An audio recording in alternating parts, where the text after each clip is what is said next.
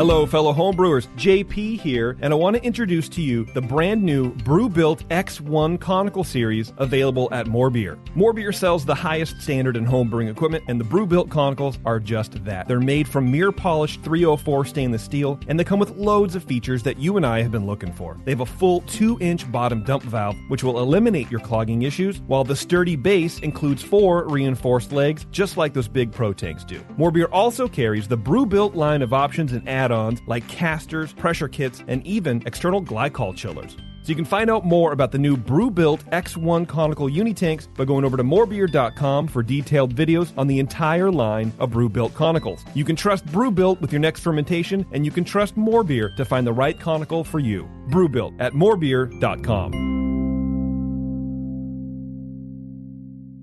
Today's Sunday session is brought to you thanks to the fine folks at More Beer. Visit them right now at morebeer.com. Great beer is about drinkability. Doesn't matter the style. You guys are like walking beer Wikipedia. That's the first time that you've ever accepted me as a person. Or you have a fermentation in your gut. I'm jet propelled at all times. How many guys do you think that you have the privilege to slap? Somebody who's never tasted a commercial example, and this is how you know everything about this beer? Please, you don't. I think that's bullshit. I think it's bullshit too. Wow. Are you guys going to arm wrestle? No. They're going to teabag fight instead. Yeah. You heard of Junkyard Wars? Can I get another high five, Beavis? Now, live from the Brewing Network studios in Northern California, this is the radio program for home brewers, craft brewers, beer lovers, and beer geeks. It's your only source for live beer radio that brings expert brewers together with, well, expert drinkers. This is the radio program with a head on it. This is The Session.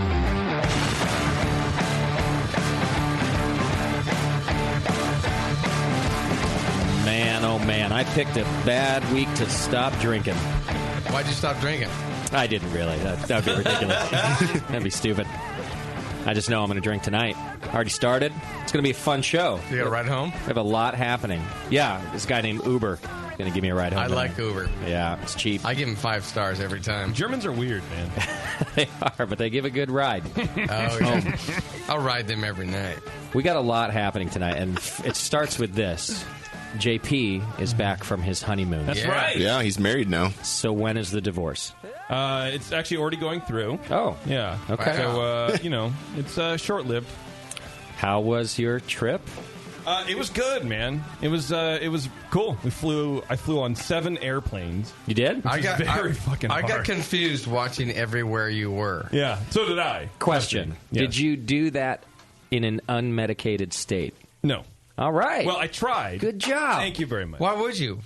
I don't know if why even? Just to see if I could do it, because I don't know. It's one of those things, man, where you can't do it. No, I know. I know that now. But like the first ride, like going to Disneyland. Yeah. The day after the wedding. So the hour flight. Yeah. Oh man, that was tough. Like I was like, that's the first one. Oh my god. Yeah. And then Taryn's like, you're not doing this sober, essentially, for the remainder of the 2 weeks or whatever that we're on vacation.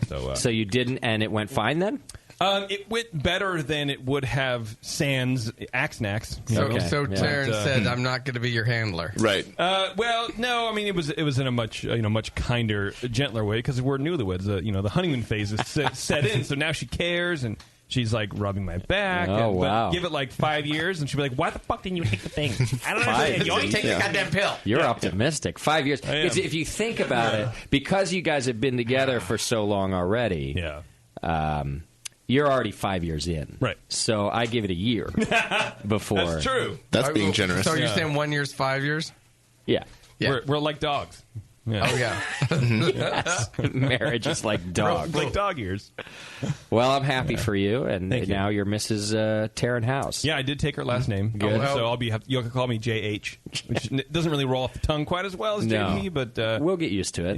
Epic wedding, by the way. Thank you. Great wedding. It was amazing, right? Yeah. And it was nice to be able to like sit and reminisce about it. I had a 12-day hangover after your wedding. I got hurt. We all got hurt. I was hurt. I had to leave for GAB. I showed up in Denver the following day with a fever. I heard you were and the worst. Sick. I had both. I had some sort of flu and the hangover. I was fully aware of both of them. and at different hours of the day, they were striking my body differently. And it was probably the worst I've ever felt. You had to decide which was which? Yeah. Oh, I could tell. I just went back and forth from sweating and shivering, and I was really bad. Waiting for the good time to hit. But I'll say this, worth it. It was such a great wedding. Yeah. It was. What a party. Epic. Well, I appreciate that. That was honestly our main focus. And, we were going to get married no matter what, that whole thing. The ceremony, we're not very religious people. So we kind of just wanted it to be a reflection of ourselves. Sure. And then after that, all we wanted was to throw the best party we could possibly do. Which you did. And I think you want to hurt people. We wanted to fucking hurt you. Yeah. And the amount of floated kegs is pretty good. And we went through about 4 cases of wine. Wow. It was pretty good, man. I think everyone did a good job. It was 3.5 days. Yeah, well, because we showed up Friday. We partied late. Wedding Saturday, partied all day, late. Then a bunch of us went back to my house and partied again on Sunday. Yeah. All night long. We were at that point. We're just running away from the hangover. Yes, that's what I figured. Yeah. I saw people checking in at your house and like, uh-oh. Yeah. And I'm like, we're sitting there doing laundry and packing and like going to the airport. Like, God damn. No, we were just continuing. Yeah. One more 24-hour session. And then I woke up the next morning like death. Oh, That's how you I end woke up- up hammered again. That's how you end up. That's how you end up in like Peru still. with no kidney. Still. One more 24-hour party. I've seen Justin look pretty bad, and I picked him up for that GABF flight to take him. I've never seen him look like that. No. Wow. I just kept making that noise, like... And I quote, "Is there any soup in the house?" Yeah, when she showed up. This is your house, bro. Soup? What is that? Had I not gotten on that flight when I did, Yeah. I never would have gotten on a flight to JBF. No. Because I got worse and worse and worse. Like, by the time I landed, I was just a mess. So it's a good thing I got up and I was focused. I was like, just get on the flight. Did you get soup? I got soup at about 10 o'clock that night. Well, I ate 4 spoonfuls. I didn't eat basically for about 24 to 48 hours. No. Yeah, that's the best way to get over a hangover. Yeah. It was gnarly. I'm reliving it right in my head right now. Well, it was a good time, JP. I'm happy good, for you, man. too. And I'm really happy, man. Look forward to the divorce party. Yeah, it's going to be great. You know, Another. you should see him work in that ring, though. It's like, it's my new, anxiety toy. Nice. It's anxiety. It's like, work that thing. It's also new. That thing. My favorite thing to do, well, I couldn't really do it in Florida because my knuckles swell up so much, but it's just to take it off and like roll it along the table to Taryn. Yeah, that's like at restaurants, or like I'll flip it to her on the bed and she's like, "What are you doing?" Put that back on. Just to stress her You're out. gonna lose it. You spin it and see which way is it going to land, honey. You're gonna make it lost. You're gonna lose it, and that was expensive. No, it wasn't. Sounds expensive. It sounds heavy. It's pretty heavy. And binding. So I have other exciting stuff happening here today. What is it? Check this out. I am giddy like a little girl. Like Geddy Lee? Wait. Well, Let me try it on for size. I don't know if- Doesn't fit. I don't know if you know this, but I'm great friends with the guys over at Journey. Yeah. With the band. I do know the band. I thought you meant the verb. You know, the Journey. Yeah. Yes. You like to travel. Oh, yeah, because they're from around here. Oh, we go so far back, these guys. Actually, that's not exactly true, but their drum tech is, his name's Steve, he's a listener, and he came to hang out with us today, and he brought us a bunch of Journey swag. Yeah. I have here to hang in our studio Look at this. a signed drum head by the whole band, and it's to the BN. And I don't know if you guys realize how happy this made. Like, I am so giddy right now that we have this stuff. Also, almost as cool. Yes. Journey koozies. Yes. Oh, great. From the Canada. I love Canada. I love Canada too. Yeah. I'm so happy right now. So this is going up on our wall. Where? Which wall? It's going to go. Where? I want it in front of me so I could stare at it all show long, but it doesn't really Can you work put it over there. Bevo's face? It's going to go over Moscow's shitty art right there. Okay. It's going to make it look better. We'll reposition the spotlight to the drum head away from the artwork. You know, will Steve come in here? Steve, can I abuse you on the air for a second? Moscow, go out there and see if we can get him in here. Justin, if you put it on that wall, It'll help muffle out the toilet sound. That's a good idea. I should put it right. No, it'll make it louder because it'll reverberate drum it. hit. Yeah. Sorry. Yeah, it'll actually amplify everybody's poop. Wow, look at it looks good right under the clock. It does look good. What time is it? Oh, it's journey time. It's always journey time, by the way. We should ask Steve what songs were played on it because it's a used head. That's true. You know, most heads are used. That'd be cool. I bet every song was played on it. Only the good ones. Steve, you are amazing. Thank you. You have no idea. You have made. Steve, all I did was pull a bunch of shit from the locker and bring it over. Basically, yeah. That's pretty much all I had to do. You've made my night, maybe my week. Okay. Potentially my month. Maybe. With all this journey stuff. A whole month? I do what I can, but I'm good with a day. Dude, I'm day. at least happy today. Good. Thank you so much for bringing this stuff in. Absolutely. It's my pleasure. Can he point out who signed what? So I thought we should maybe play that game. Sure. Okay. So obviously the first one we should ask is which one is Apnell? And which Arnell? Thank you. Which one is Steve Perry? And then which one is Steve? The real singer.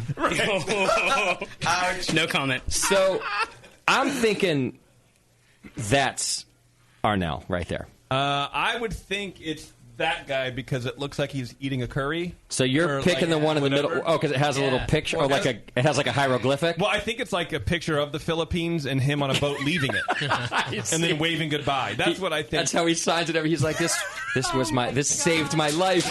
So that's his signature. Is the life-saving moment when Journey sent him a boat to float out of the Philippines? Is that what you're saying, JP? All right, so JP, do you want to keep getting Journey swag? Then you should shut up.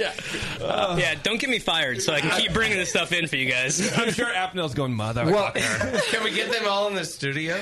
Probably not. I'll do what I can, especially after this. Yeah, I mean, hold your breath, and then we'll see what lasts long. Are they craft beer fans?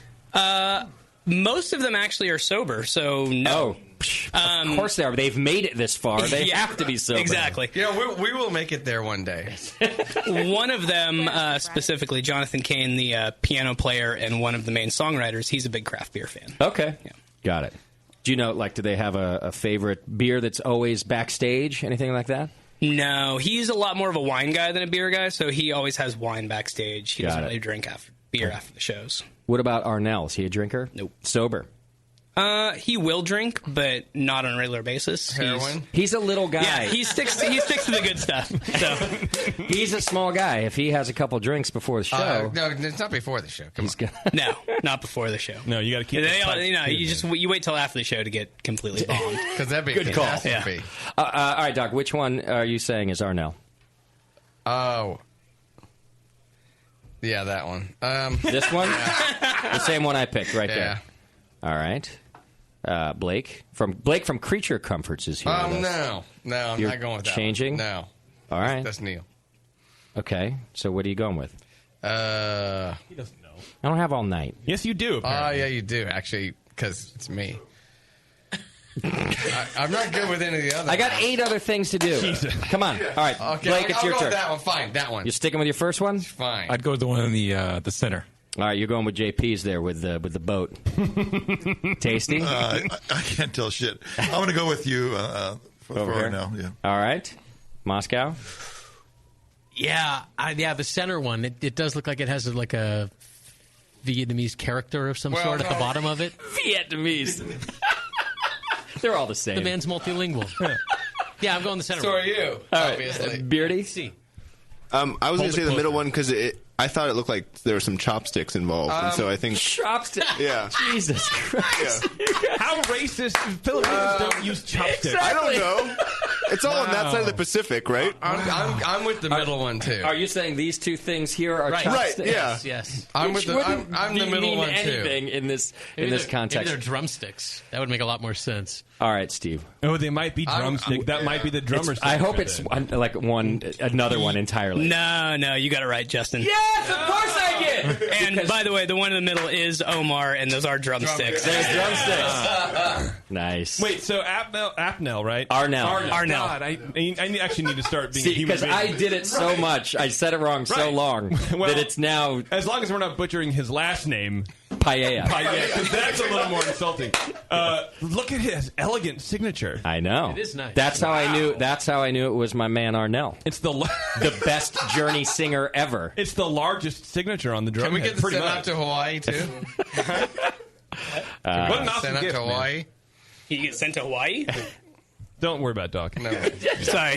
I'm not used to being in front of the microphone. One more signature. No, we don't know how to translate Doc either. Okay, good. Steve. Yeah. It's been 10 years. It's not just me then. Okay, good. No. He's inviting you to go to Can Hawaii. we get another signature on there? Oh, I Sure. see. Yeah. Yes. Okay, good. As if Steve hasn't done enough for us already. How long have you been with the band? I've been working with him. I started working for him in 2006. So 2007 was my first year of recording and touring with him. How do you get that gig? Bad life choices. Okay, that's fair. Yeah. I started working for them, running their merch and equipment because I was managing an auto parts warehouse in the same town that their warehouse was in. And my father was in the music industry. I'm a musician. I've known some of the guys in the band. Were and you a some of big their Journey management. fan? I was not, no. You don't have their emblem tattooed to your body? I wish that was the case, but no, I'm not way too young. But no, it just wasn't my kind of music. Okay. How do you like it now? How do you like being on tour with the guys and your job? The guys are great. Yeah. Yeah, the band and the crew are all fantastic. I love it. It's great. A lot of travel. It's a good time. Is it pretty mellow now? Yes. Okay. So a lot of moving around, a lot of travel, but it's not, you guys aren't raging every night anymore. No, not every night. Okay, but there are some nights. Every third night. Yes. Okay. That's fair. Sure. And how often are you guys on the road? We're gone average about 7 months a year. That's a lot. Yeah. Okay. Yeah, all over the world. So it's fun. I want to quit my job and do your job, I think. No, you don't. No? Trust me. He just wants to quit his own job. Right. Well, yeah. How's the pay as a drum tech? Is it all Good. right? Yeah, it's good. Good living. Yes, it is. I mean, it's enough that, in 6 or 7 months of touring, I can take a few months off. Nice. When we're not on tour and still be able to support my family and have fun when I'm home. Does the band give you any idea, how long this will keep going on? How many tours they have left in them? Is that ever talked about? It's getting talked about more and more as they get older. It is. So, yeah. How many tours have they done with Arnell at the front? Arnell, his first tour was 2008. We recorded an album with him before he did a real tour. So 2007 was his first year in the band. Yeah. But 2008 was his first year on tour. Got it.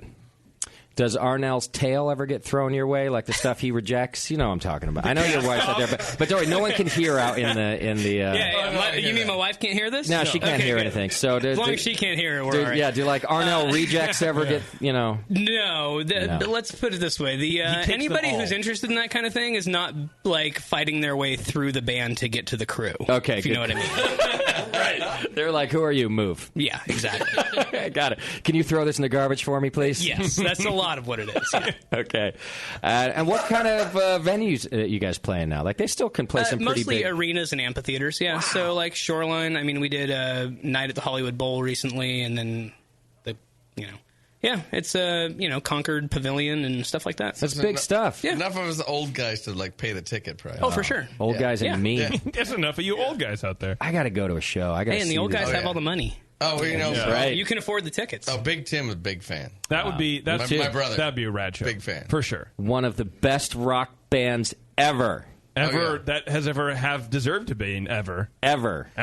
I got to go to a show. You guys coming around here, to the in this tour, to the pavilion or anything? Our year is pretty much done. Okay. I haven't gotten our schedule for next year, but hopefully we come around here. So can we come backstage and throw away trash for other people? At this point, I don't know who's going to be allowed backstage. Yeah. You're leaning towards the no. Steve's learning quick. Yeah. Right now. Keep us out. Yeah. Keep us in the nosebleed, Steve. Yeah. You don't want us anywhere near. Yeah, exactly. I've been listening to the show long enough to know Doc's a troublemaker. He is a troublemaker. And the last it's time... part of my contract to have a handler. Yeah. And the last time I met a band I was a big fan of, I was a bumbling idiot, too. So I don't want to go meet Journey this time. I don't want to be that same guy again. Chris thinks you're an idiot. Yeah, last time it was the Black Crows. I think I was offering him handies in the hallway or something. Oh, boy. It's not a pretty sight. So I don't know. Maybe the guys are into that, though. I don't know. Not that I've been made aware of, but I mean, I'm not throwing it out. You're not on that list. Hey, if you want to make that offer, that's up to you. It's not my choice. So Arnell, greatest Journey singer ever, and he'll be like, "I can't hear you. Come down here. Just get somewhere." Yeah. Well, Steve, dude, thank you so much. This means a lot to me. It's cool stuff. Awesome. My pleasure. It's going to hang in our studio right there forever. And thanks for hanging out. Awesome. We're going to drink some beer later together. Yes. Okay. For sure. All right. Sounds hanging good. out for a while? Thanks, brother. Yes. Yeah. So I don't Steve take knows. offense to what you said either. Steve knows how to party. He got a hotel down here to come party with us. So awesome. Yeah, he knows what he's doing. Yeah. All right. We also got Creature Comforts on the show tonight. We got some beer to drink from them. Of course, I already introduced you to Blake. Blake, thanks for being on the program. No problem. Thanks for having us. Yeah, and thanks for bringing beer, too. We brought some beer. They brought a lot. Hope you guys are thirsty. We are thirsty. I'm getting especially thirsty. Creature Comforts all the way from Athens, Georgia. And you guys came out here to do the show in person. That's cool. Yeah, it seems better to be here, be in the studio, have beers with you guys, talk about our beers. It's far better. Yeah, it's just a better experience overall, and we all get to have a little more fun. I'm glad you did that. Plus, we're in good moods today. Sometimes we're dicks. Oh, yeah, and then you would have taken the whole flight, and we would have felt bad. Yeah, so thanks for not being a dick today. Yeah, Most of the problem. time, actually. Yeah. I mean, the night's young, but in general, I think we're going to be all right tonight. Yeah, we'll keep the beer coming, and hopefully that makes you less dickish. I think that might happen. Sorry, are you guys spread necks? Rednecks? Spread necks. What's Spread? You're beyond me, man. I don't know. Spread panic comes from Athens. I gotcha. Jesus. So our head cellarman and our one brewer that we just hired are both huge widespread dudes. Yeah. And our head cellarman, when we hired the other guy, was like, "Oh no, you're into widespread? Now I can actually be a fan." And he's like so stoked about it because he had nobody else to nerd out with until now. Okay. It's a nerdy thing. Oh, I mean, it's not necessarily. It's just somebody else's cup of tea than mine. Isn't REM from Athens? Yeah, REM, B-52s, Widespread Panic. Oh, wow. It's a music town for sure. It is? Yeah. So, did you put a man on the moon? You know what I mean? We actually, we have a pale ale coming out that we're naming Automatic. Nice. And, it's from the same kind of inspiration that REM did Automatic for the People. I like it. It's after this soul food restaurant that's right in town. That's a staple to downtown Athens. So. Okay. Yeah. Athens sounds cool already. Oh, it does. It's a cool little college town. Yeah, University of Georgia's there. It's kind of like the Austin of Georgia. East Coast. Exactly. Yeah. If you take the capital out of Austin, because that's the state capital of Texas, it's 120,000 people. It's definitely got this weird vibe. Yeah. It's got the college vibe. There's the young professional scene. It's pretty cool. Okay. I love young professionals. Well, we're going to learn all about the Georgia beer scene from Creature Comforts. We'll learn about the beer, and we're going to talk about some of the crazy legislation that you guys have going on over there. Yeah, we're working through that. Okay. All right, we'll do all that after the first break. Let me get through a few announcements and a couple of housekeeping items. I told you last week, Winterfest is reserved. It's Saturday, January 30th, so get ready for that. I'll announce when tickets are for sale and everything else, but mark your calendars and save the date. Saturday, January 30th. This coming Saturday, which is October 10th, we're doing an AHA rally at Heretic. So some of the BN will be up there hanging out with Jamil and the Heretic dudes. So bring out your friends, and let's do some AHA membership rallying. Bring out your dad. There's also a beer fest happening in UC Davis. It's the UC Davis Brew Fest on the same day, Saturday, October 10th at 1 p.m. It's just before the UC Davis homecoming football game. Which sounds like a great combination to me. The event celebrates UC Davis's #1 ranked academic brewing program and the renowned brewing sciences professor, of course, Dr. Charlie Bamforth, our good friend. Ticket packages include an event ticket, a commemorative mug with unlimited samplings, and then a football game ticket. Again, great combination.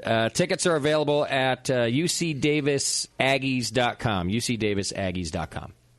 So check that out. Or come see us at Heretic. Either one. Or you could do both. They're close. It's actually on the way. Close-ish, yeah. All right, also, Moscow's Hop Life gear is available. You can go to hoplifestore.com and check it out. Great T-shirts, great designs. Moscow's been painting this stuff for a few years, and now you can get it on a T-shirt.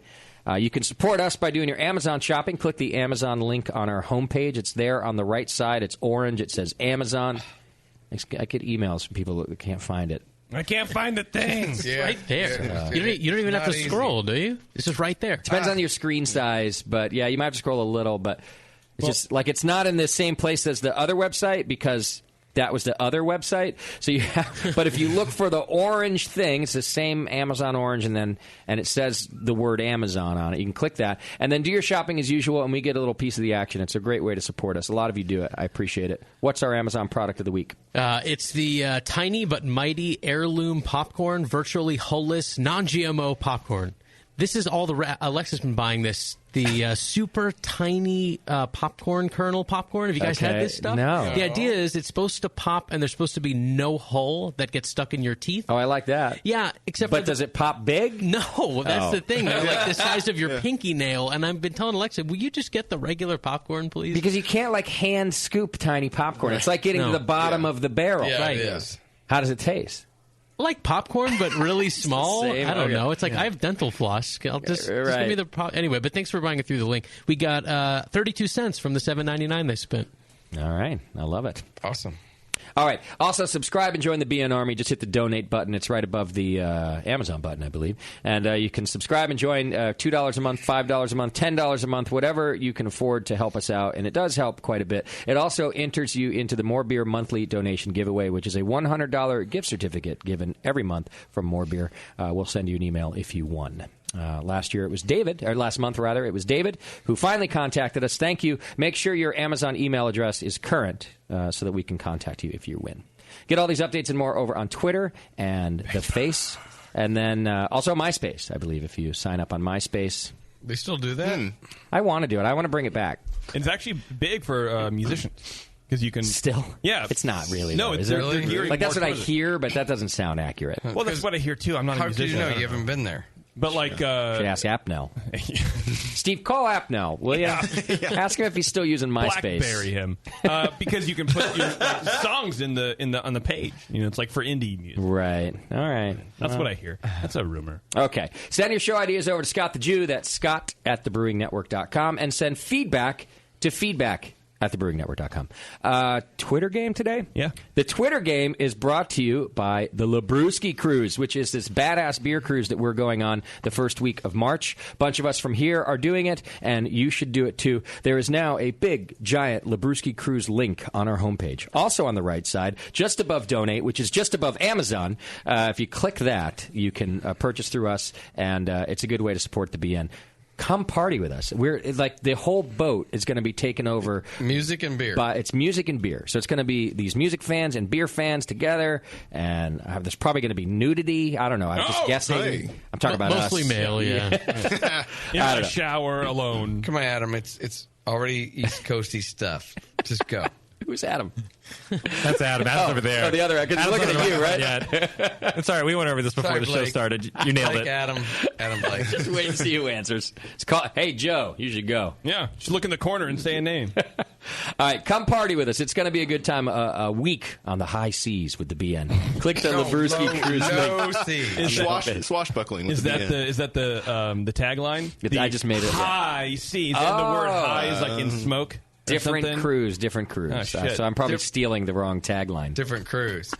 All right, what's our Twitter game? Well, whenever we travel with Beardy, and by travel we mean go out in public, there's always one or two male grooming fans that approach him and may give him weird compliments or comments on his beard. And we got one coming to the studio today. So I was always wondering, when is it okay to compliment a man on his beard? Because in my mind, that the time is never. Yeah, right. I second that. Like you should never. You should never go, dude. I really like what you're doing with your hair that grows out of your face. Yeah. And by do something, I mean not do anything with it. Right. Yeah, nice eyebrows, bro. And Beardy's really nice about it, too, because you can hear he always goes, oh, thank you. Thank you. And he just keeps walking. It made me think that Beardy's beard is a lot like me starting the BN, or any of us at the BN. Okay. In terms of getting hit on, we get hit on by the wrong people. Like, our fans are all just tubby dudes. Right. And they're like, dude, I love you. I love everything you do. They sound just like Thank that. you. Thank you. Big fan. And the same with Beardy. Like, it's never chicks who go. It's always these dudes that are like, nice beard, bro. Yeah. And it's like a dumb thing to do. Like, why? You did the wrong thing, Beardy. I've always thought, that, especially in my 20s, working at More Beer, going to like NHC and all this kind of stuff, and occasionally you'd see like a female representative from a brewery there, and I would always be like, God, you know how great it would be for me just to leave this and go into like cosmetic. Yes. Wherever you go in the conference, there's just 10,000 women. That's what I'm saying. And then me, and then it's like, okay, then this is great. But we definitely got into the wrong area of work. If we want to be hit on, yes. Yes. No. And Beardy grew the wrong thing. I did. He did. He should have grown a big penis if he wanted to get hit on by the right people. I've been trying for just as long. Yeah. Hindsight is 2020. But in some circles, that is somebody's hindsight. Penis. Yeah, I'm pretty sure that even Beardy's hindsight is not 2020. Right. Yeah. It's this is brilliant. If you're out there and you're like, I'm trying to get an assistant brewer job right now. I know there's a lot of those people out there, right? Yeah. Stop that. Yeah. Go get a job at L'Oreal. Yeah. Yes. This is brilliant. Go work for Mac or some shit, dude. Push some rouge on people. Because Agreed. not only is it all women in that convention hall, they all smell and look good. Yeah. It's brilliant. It's As a matter of fact, I mean, it's all. We don't know. Moscow's out of here. Scott's going to be driving a pink Cadillac with Mary Kay in the next year. I mean, we don't know what they actually look like under that shell, but you don't have to, as long as it stays on. As long as they stay in the shell, it's fine. I'm good with that. It's like Disney. All right, so the Twitter game is, when is it appropriate to... When's it okay to compliment a man's beard? Good question. All right, that's our Twitter game today, brought to you by the Labruski Cruise. All right, let's do some feedback. Feedback's brought to you today by our good friend John over at Beer Law Center. You can go to beerlawcenter.com. He's doing good work for me and protecting the Hop Grenade logo. He can do so for you as well. This one is titled Fermenting in Exile, Cairo. And Jeff starts his email by calling us esteemed experts. It sounds like a Travel Channel show, doesn't it? Do you think he wrote into the right show? I think he was maybe trying to write into Andrew Zimmerman, maybe. Oh, yeah, or at least Basic Brewing. I don't think he was writing. He clearly got the email address wrong. I had to look up what exile meant. The booze traveler. Yeah. All right, so Jeff writes in, I've recently moved to the beautiful land of Costa Rica. However, it's a veritable barren wasteland of beer. So with that said, my aim is to go native. I've recently discovered Carao. I don't know how it's pronounced, but Carao or Cassia Grandis, available at the Saturday market. It's similar to honey in viscosity, with notes of chocolate and cherry. And a minor side note, it's also referred to as stinking toe because of its pungent aroma.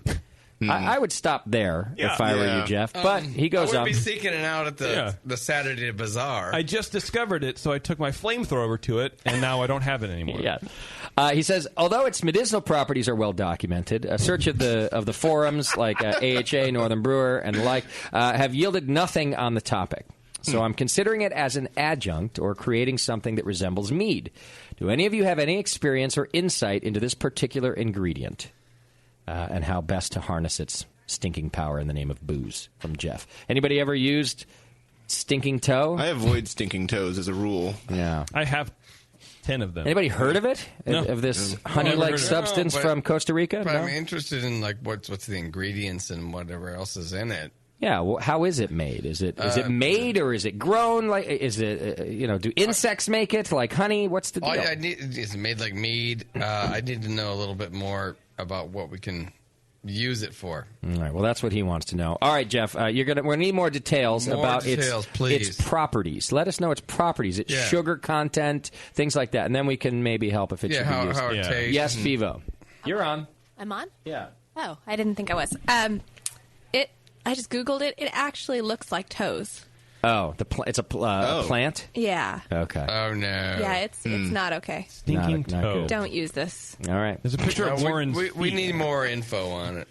Smells bad, tastes good, it says. Locust. Stinking toe. Let me move on because we got a lot to get to. Write us back if you want to give us some more. So Kevin writes in about the long shot. Remember I mentioned last week that one of the finalists had written into us, and I was saying I think we've had a finalist in every long shot, at least since Tasty, and maybe before. Somebody from the BN. Well, check this out. Kevin writes in, I just wanted to reach out again and thank you for all the brewing advice over the years. I won the long shot last weekend in Denver because of it. Another winner. My Belgian Golden Strong, entered under the Brewing Network club name, took the crown for the West.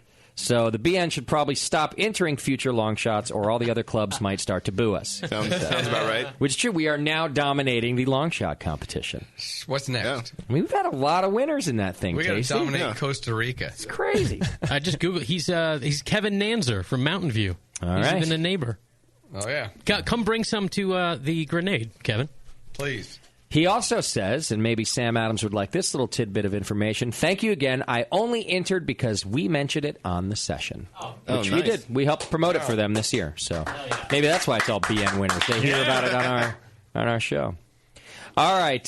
Scotty B writes in, this is an email about Meg from Golden Road, who was on our show last week.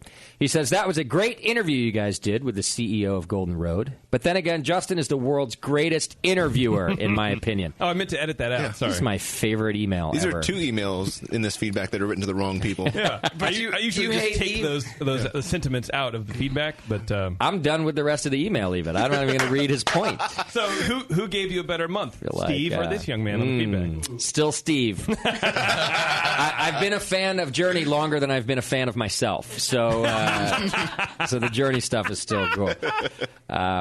He does say, I'd like to point out that the term craft beer is not unlike the term organic. Certain criteria must be met in order for products to be sold as such. And while the quality may remain awesome, it might even get better, Golden Road, St. Archer, and even Lagunitas are no longer craft beer by definition. So you're right, Scotty B. According to the Brewers Association, who defines what craft beer is, that would be correct. They're no longer called craft brewers.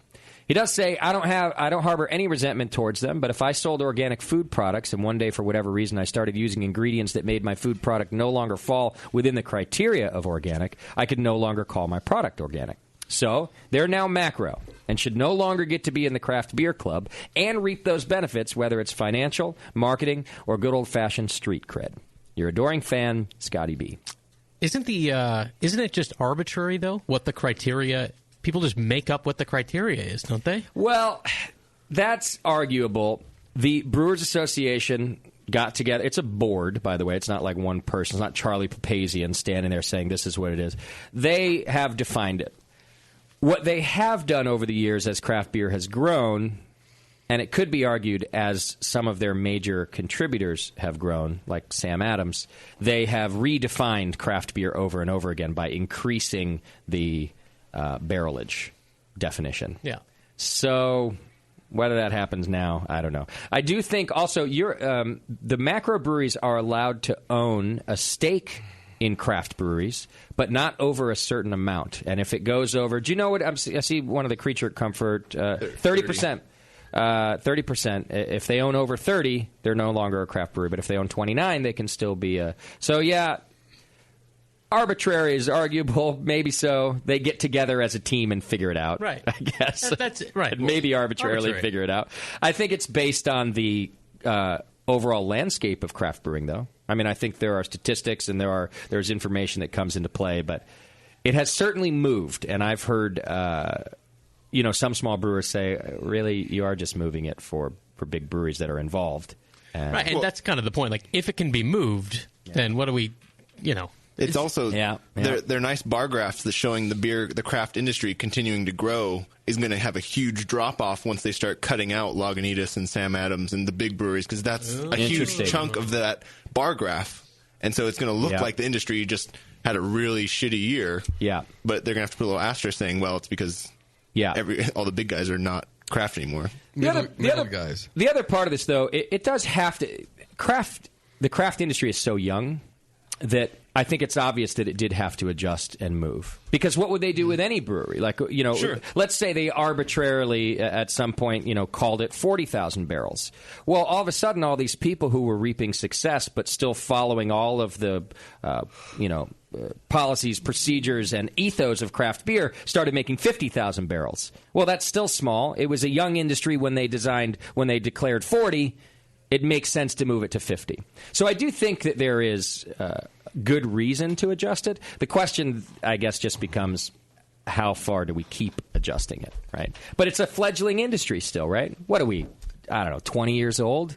Something like that? And the ones that are, any of the breweries that are 20 years old are really, they've been around for a while. Most of us have been around for about 10 or less. What year did Creature open? We're a year and a half old as of yesterday. See, youngins, and it's a new industry, and there's so many of you opening up in the last several years. So it is a weird position for them to be in because as you say, they do need to adjust and grow. Everyone changes their ideals over time. Hopefully, if you're stuck in one definition of something for the rest of your life, you're not really growing or whatever, right? Yeah, yeah. But on the other hand, if you change it too often, you kind of defeat the purpose of having a definition in the first place, because it doesn't really matter what it is. In 5 years, it could change to include the thing that's it's excluding right now. So I think at some point they do have to go, this is it. This is our hard out, exactly what it is. Anything over this limit or anything not meeting these guidelines can't be called craft beer, or stop caring what's craft beer or not anymore and just call it beer. Yeah. Because it truly doesn't matter, because as the craft, quote unquote, it inches more towards what quote unquote macro beers do by who owns them. It ceases to be as big of a deal, I think. I see what you mean. Well, the consumer is more interested, what kind of beer is it? Like, is it macro or craft, right? Well, just because they're 30% or half owned by a macro, now they can't say it's craft beer anymore. They have to say it's like, artisanal or right. They can't use the word. Like, really? we need a new name. We need a new name for and that's middle what's ground. Yeah, it's called beer. I think that's what's going to happen. Yeah. But that then, I think, and this is what I think the Brewers Association would maybe be afraid of, is then it just dilutes craft beer, too. Now if we're just picking another name, artisanal beer, now we're diluting what craft beer means. Okay, but we're diluting it by what the definition encompasses, which is ownership. Sure. Yeah. Like, okay, maybe in a future world, we won't even care that much about ownership. Owns it. Maybe we It's care really more about the product. ingredients and the process. Yeah, and the culture and all that. Yeah. It's interesting times. When's Creature Comforts getting bought out? You're about due, right? Year and a half? How much longer are you going to be craft? Don't you go and send out a press release tomorrow saying you got bought out. We're going to scoop you. Somebody else is going to get it. Yeah, absolutely. No. We're not going to be sold out. We're good. Okay. All right, good. The beer's not that good. At least not tomorrow. You'll be all right. You haven't had it yet. I know. That's why. That's what the funny. Never mind. We put a Mickey Mouse can out there, and you'll love it. I love everything about it. I'll pay a premium for it too. That's the only way I'll go over $20 you a bottle. want. I'm making a preemptive prediction. I'm saying one of the beers we have tonight from Creature Comforts gets nominated for the 2015 Beer of the Year on the Brewing Network Awards. Wow. Saying it right now in October. Wow. All right. I'm just putting it out there. Calling a shot. No. They sent some in for I've had it on the Sour Hour. Okay. Yeah. Nice. Wow. All right, Jared writes in, thank you, asshats. I wanted to send a big thanks to the whole BN team, past and present. Started homebrewing in 06, discovered your shows in 07, and worked my way through the archives. Because of the episodes of Mufasa talking about only being as good as the brewer who made your extract, I moved into all-grain brewing. Because of Jamil and JP, I earned the rank of certified as a BJCP judge. Nice. And needless to say, you guys did a lot for my resume. In 2009, I took the assistant brewer position with Iron Hill Brewery in Pennsylvania, and later Phoenixville, Pennsylvania. First Media, Pennsylvania, then Phoenixville. I worked with some incredible brewers and was able to apply the knowledge I learned from you and then move on to becoming the head brewer at a startup brew pub craft beer bar. That's all one thing, apparently, in Bloomington, Indiana. The bar itself has been open for almost 3 years, but the brewery is just over a year old. Because of the things I learned from you, thank you. They won a JBF medal this year. Nice. Awesome. First medal. Nice. Gold in honey beer. Oh. Honey beer's a category now? Apparently. Yeah, forget about the increasing number of barrelage. How about the increasing number of styles that we have categories for? I have honey from West African hives. That's my style. West African hive honey beer. Honey beer, yes. yeah. I won gold. Yeah, because you were the only one. Right. Until everyone gets a medal, they need to keep adding categories. Yeah, there it is. Gold, Electric Stinger. Nice. Tap Beer Company. Well, congratulations. And he goes on to say, JP, you're my Jesus. Oh. Which I feel like that's encroaching on my territory. Jesus. But it is what it is, bro. I'll allow it. Thank you. Bronze in that category was Spring Fever from 50/50. Man, if you're beating 50/50, you really know what you're doing. Yeah, they make good beer, too. Well, Todd's dying, isn't he? He doesn't He's not brewing. Yeah, I think there's that.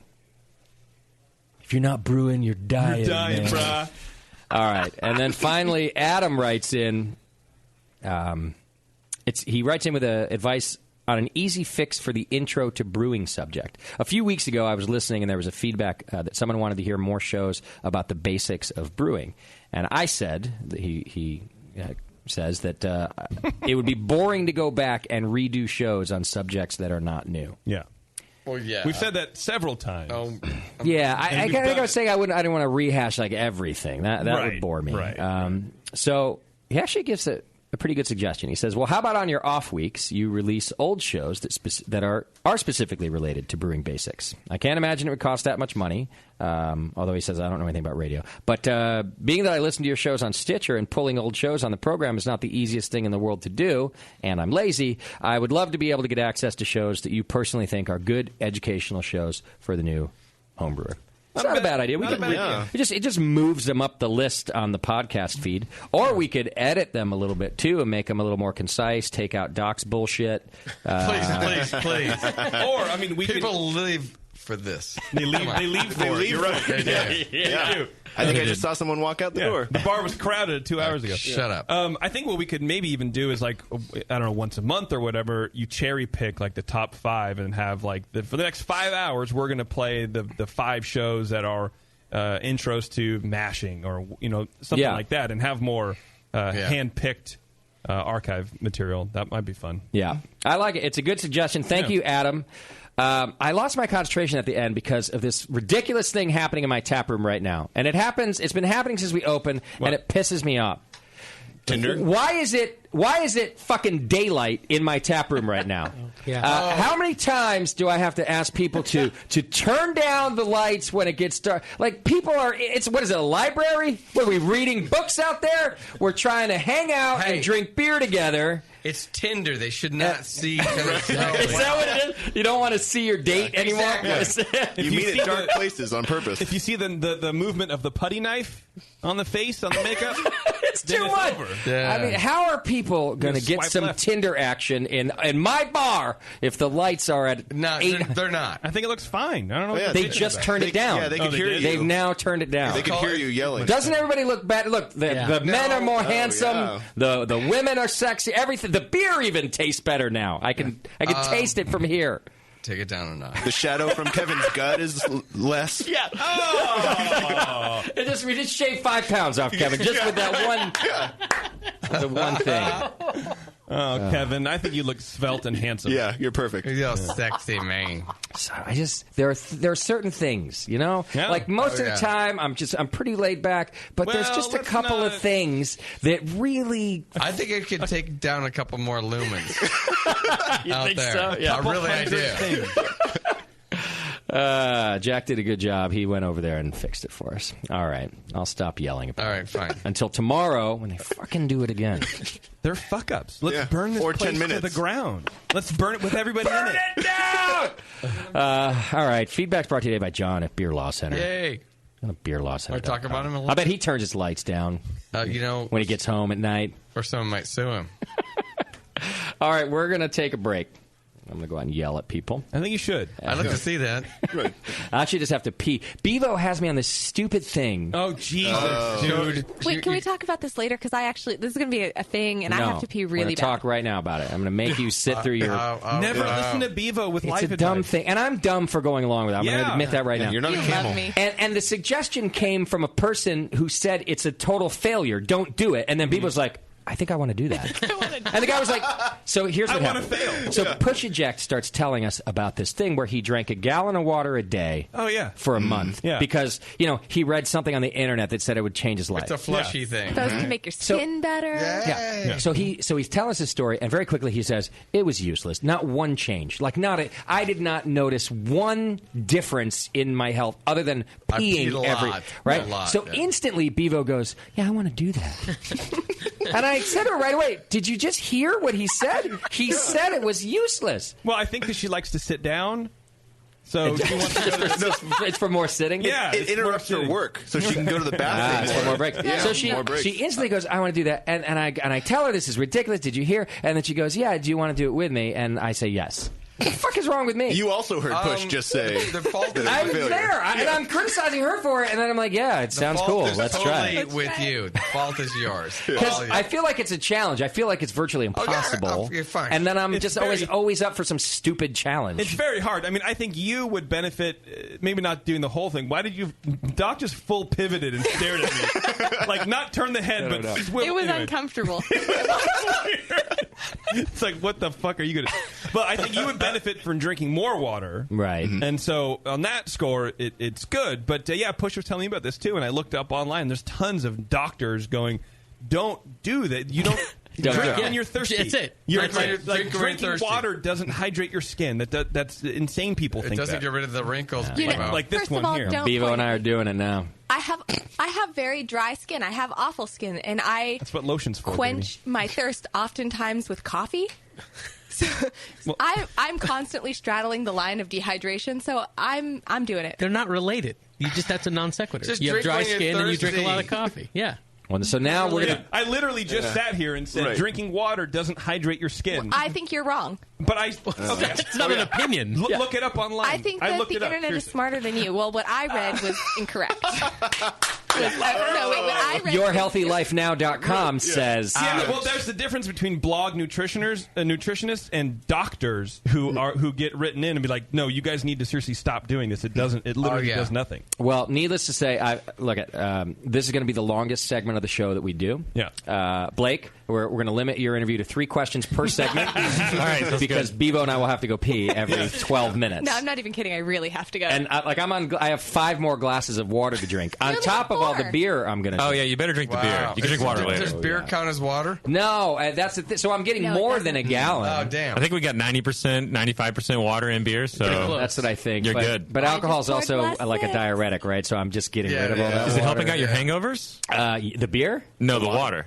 Yes. Well, we just started today. We just started today. But yes, when I drink water, it totally helps my hangovers. Yeah. Not like I'll tell you tomorrow. I'll tell you what, because tonight will be my first gallon. I know I'm going to drink enough to have a hangover. Yes, you are. And so we'll see how tomorrow goes. You're going to feel like shit tomorrow because you got to wake up 5 times to pee. Yeah. He'll wake up with the bed soaked in urine. No, he's just like, I'm so tired tomorrow. Because I have to wake up 5 times to pee. Right. And then you're going to break your toe walking down the stairs at 4 in the morning. It's going to do so much more harm than good. I'm going to wake up with a cracked head. I fell. All right, we're going to take a break. I'm going to go out there and find out how many Tinder people are making out now that we turned the lights down. And we'll be back with Creature Comforts from Athens, Georgia. Hang in there. It's the session. We got a great night planned for you.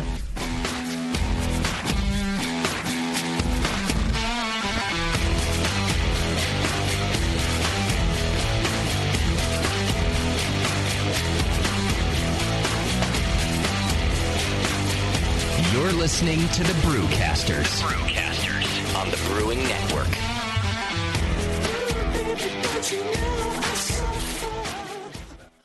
Since the first time the Brewing Network microphones turned on, More Beer was behind it. More Beer sponsors the programming on the BN because, like you, they love brewing. And like the Brewing Network, they love sharing their knowledge. Morebeer.com isn't just a website to place your next equipment or ingredient order. Morebeer.com also gives you access to free beer information that will make you a better brewer. Go to morebeer.com and click into the Learning Center. You'll find podcasts, technical facts, video tutorials, and more, including access to The Buzz, More Beer's social network of more than 5,000 members. And some of them might even be crazier about beer than you are. Get over to morebeer.com today and take advantage of The Buzz, the forum, the Learning Center, and make sure you're signed up to receive the newest More Beer catalog. More Beer, bringing you absolutely everything for beer making. The 21st Amendment. Watch out! Do you like beer? They make beer. Watch out! Do you like friends and fun? They make friends and fun. Watch out! Do you still like to have a good time? The 21st Amendment. Watch out! The 21st Amendment in San Francisco, located at 563 2nd Street, 2 blocks from the building where baseball is seen and played. Try their beers in the pub or try them in the can, featuring Monk's Blood. Made with real monk. Watch out! So why not have the best time of your life? Go to the 21A and Sean O'Sullivan will personally greet you with a can of Monk's Blood. The 21st Amendment. Watch out! This advertisement is not in any way affiliated nor associated with the 21st Amendment Bar and Pub, nor its subsidiaries or affiliates. This telecast is not copywritten by the 21st Amendment for the private use of the Brewing Network. Any use of this telecast without Jamil Zainashev's consent is prohibited. Suck it, JP. Your support of the Brewing Network means everything to us. We couldn't produce shows without you. And we love giving you something extra for that support, like Brew Your Own magazine. You already know it's a great brewing magazine full of recipes, equipment how-tos, discussions of beer styles, and brewing techniques. Whether you're new to brewing and just starting out or you're an old pro, you'll always learn something from the articles in Brew Your Own. Plus, there are amazing special issues like plans for building a Brutus 10 system, 250 classic clone recipes, and the Homebrewer's Answer Book. Brew Your Own magazine and BYO.com are awesome resources for any brewer. Whether for yourself or as a gift, when you subscribe or resubscribe from the Brewing Network homepage, you directly support programs like this. Get a great magazine and support the Brewing Network. Subscribe to Brew Your Own right from thebrewingnetwork.com. Hey, Wooly, I'm beat. Can we find a nice tree to just hang out in for a while? You're beat. I've been swinging through this forest for 50 years, ever since we first escaped from the circus. I know, but there's got to be more to life than exploring this creek and trying to populate the valley by copulating with loose, hairy girls. Marquis, stop. Look. What is that? It looks like a man-made treehouse. With fresh food. And craft beer. Welcome to the Creek Monkey Tap House, boys. Grab a seat. Creek Monkeys drink free. Awesome! The Creek Monkey Tap House in Martinez, California takes their mission of fresh food and beer seriously. They only serve locally raised beef and chicken, as well as local sustainable produce. It's better for you and the planet, and it just tastes better. The beer and wine at Creek Monkey Tap House are chosen with the same care for the highest quality and rotate frequently to make each visit an adventure. Swing on into the Creek Monkey Tap House and enjoy a new legend of amazing food, beer, and wine. The Creek Monkey Tap House, online at creekmonkey.com.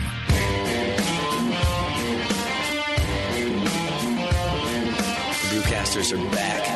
It ain't 401 beer. Whatever.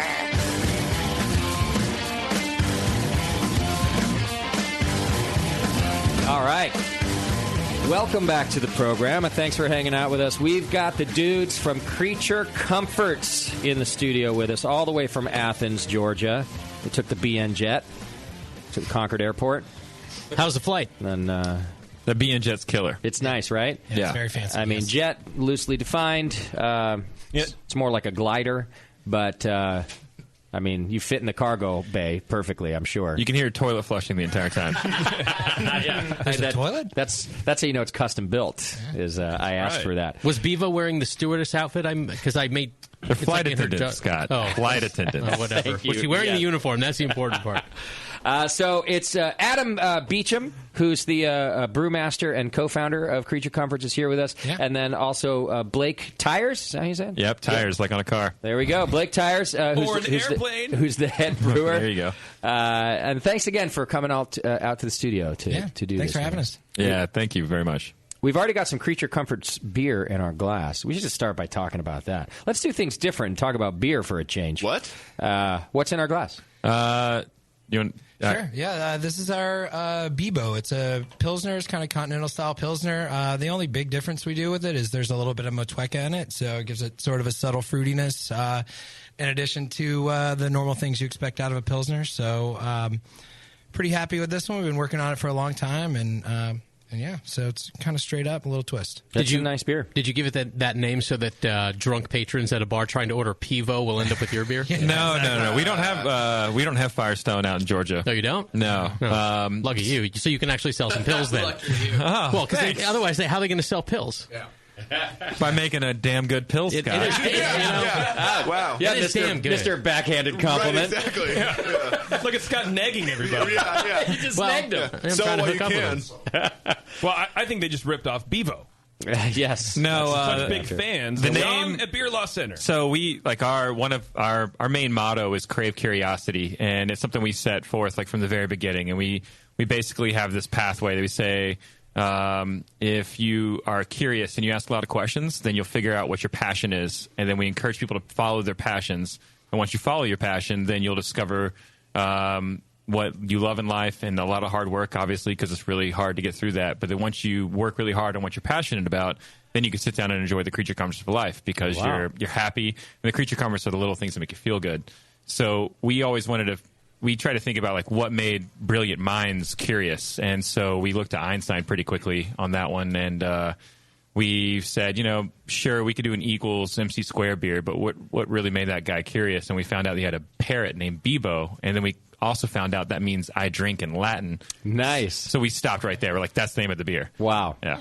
I did find one. I love the story how the Creature Comforts comes about. I did find one flaw in your logic. All right, what you got? Well, the most curious person I know is Moscow. He asks more stupid questions than anybody I've ever met in my life, and he has no idea what his passion in life is. He's still floundering like a fish out of water. I am? He has no idea. How long have you been doing this, Scott? I'm actually surprised to hear you say that. I mean, I have a lot of passions. Yeah. I'm supposed to narrow it to one. Is it? Yeah, I think you find out like the one thing. Napping is up there. Yeah, napping's really good. I love the story. Bebo's a good name. So I'm glad you mentioned the fruity hop because that is definitely one of the first things I picked up from the Pilsner. Right. Yeah. Great dry Pilsner backbone, but then there's some kind of, and I guess it's from the hop. Absolutely, that's right there. It's kind of a low proportion. It's Saaz and Sterling otherwise, but it's a little bit there, and it was meant to be subtle. Yeah. But it's we use Bach yeast for it. It's kind of like a low sulfur yeast, so it allows us to produce it a little bit faster than a typical Pilsner. You have a 6-week residence time sometimes with a Pilsner. This one we can crank out about 3 weeks or so. Nice. Something like that, and it comes out tasting pretty much like this. So. It's really good beer. A low sulfur yeast? Yes. So don't you want sulfur in pills? It's a characteristic that you can be happy with up to a certain amount, but then it starts to get eggy and it's overwhelming. Yeah, it's not desirable, but it's tolerable. It's most Pilsner yeast will pump it out, and then when you lager it, it goes away.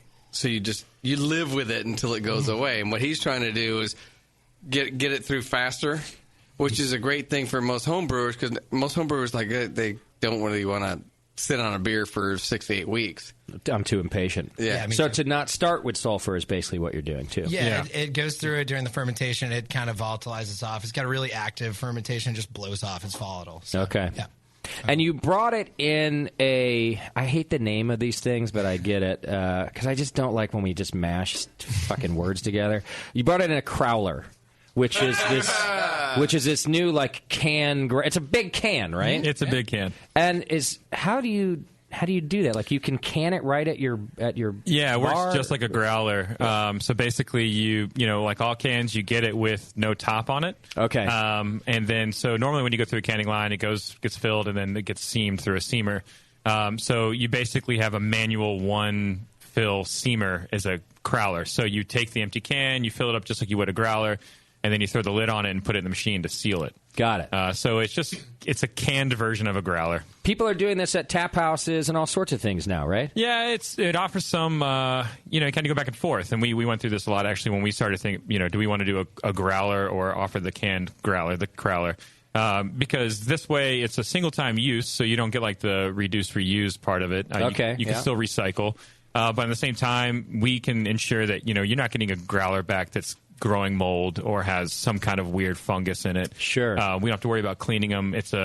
We can pull it through, have a good product go inside, and then we don't have to worry about the cleanliness now. We know it's a brand new vessel that our beer's going into. Also, some rookies will take a growler and they'll open it and they'll pour a pint that night, right? And then a week later, and then it's flat or it's not good, and then they complain to you that you gave them a bad beer. Right. So this is great because, one, the seal is going to be better than like a twist top on a growler. Okay. And two, you can't close it, so it makes you drink it all at once. So what is your experience then with the freshness in general? Like if I buy a crowler from you, can I have it in my fridge for 2 weeks? We recommend you drink it within 48 hours. Okay. It probably would do okay, but it is going to get worse every day. Yeah. Okay. And just like any packaged beer, that's the case. This, because there's a more human element to it, where we're dialing in our canning line, checking for DO, making sure that it's being filled really well. Yeah. This, we can't really do that as much. Okay. So we certainly have an educated staff that are amazing, and they'll fill it their best ability. But just because of that human error that goes in there, we tell people to drink within 48 hours. And you guys have a regular canning line, so it kind of makes sense that your growler would be a can too. Yeah, absolutely. It's an extension of just our brand line in general. Okay.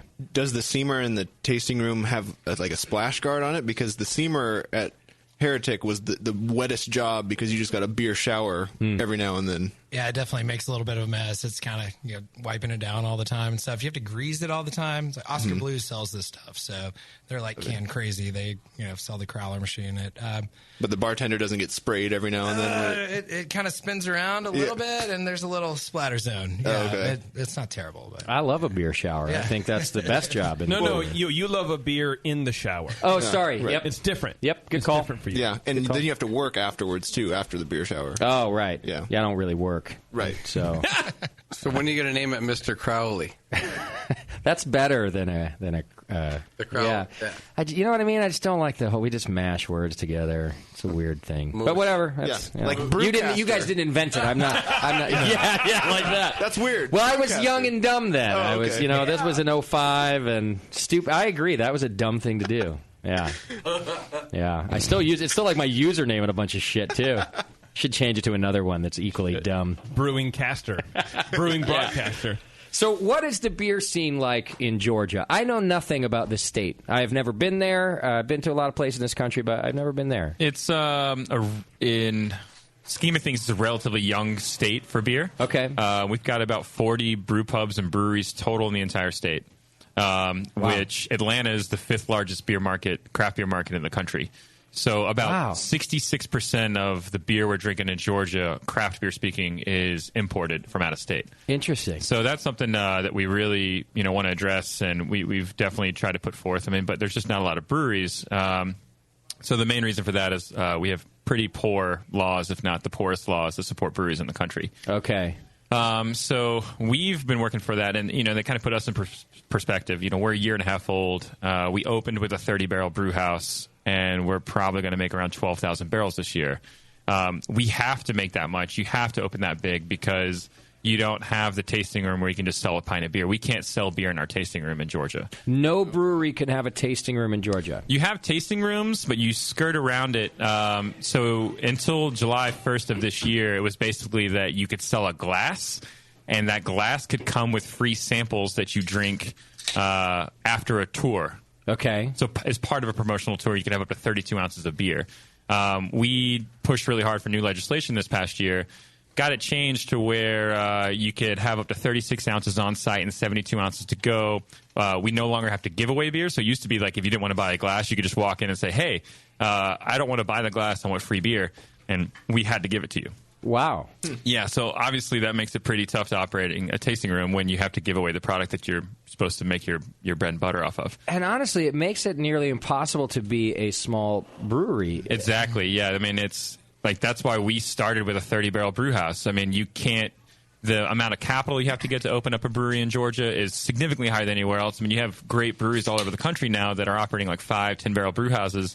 And starting up with capital from mom and dad or wherever, like it's actually feasible to not to open up a brewery pretty easily because they have a tap room, right? Because you get the the sales of a pint. Sure, yeah, you're making a fraction of what per gallon. Exactly. We just have to make a ton of beer because we can't sell it across the bar. Yeah. So if you start small, you're just going to be a losing operation till you're big enough. Chase, you probably know some of these numbers better than me, even if they're just offhand numbers. But I've heard brewers come in here and say, "Oh, yeah, when we started, 80% of our income came from that tap room." Oh my God! Yeah. 60, 80, like just, but all huge numbers. It was only practical because of that. Yeah. A lot of people say like, "Oh, it's because you're in the South." Well, we're the only state in the South actually. Like Alabama, Tennessee, North Carolina, South Carolina, and Florida all can sell beer in their tasting room in some way or another. Wow. So it's not that at all. It's just gotten to the point where Georgia's the only one. We're one of only, I think, maybe 2 or 3 states at this point where you can't sell beer in the tasting room. So it's obviously a huge legislative hurdle, and we're working really hard on trying to change it because it's. If we want to stay competitive in the U.S. beer market, this is something that has to change. No, it's the incubator, the feature. Yeah. I got some emails sent to me. So we've covered this topic a little bit in our beer news, and then I've gotten some info. When people heard you were going to be on the show, we got this little flood of emails about this topic. And some of the things that I've been reading is that. All right, so this law passed now. Let me see if I have an overview of what's happening. All right, this bill essentially passed, and that allows you do a tour, and then at the end of the tour, you're allowed to give away a souvenir, and that souvenir happens to be the beer, right? So they can take that home. But what I was reading was that the definition of that souvenir, or how you are judged on whether or not you're actually doing retail sales or giving away a souvenir, can be rather arbitrary and harsh. And in fact, if you were deemed to be doing retail sales, and one way I read that you could be deemed as doing that is that if you charge for your tour in such a way that reflects the cost of the beer that you're giving away as a souvenir, you would be deemed as actually be doing retail sales and could lose your ability to do that for up to a year. Yeah, so the way it basically works is all through the legislative process, we were very upfront as a Brewers Guild for Georgia, saying, this is what we're going for. There's no hiding about it. We want to be able to charge. We want to be able to sell beer. Our compromise is that we'll be able to sell tours, and we're going to have variable price tours based on what kind of beer you're getting or what kind of tour you're getting. Okay. And we want to be able to take souvenir beers away as part of that.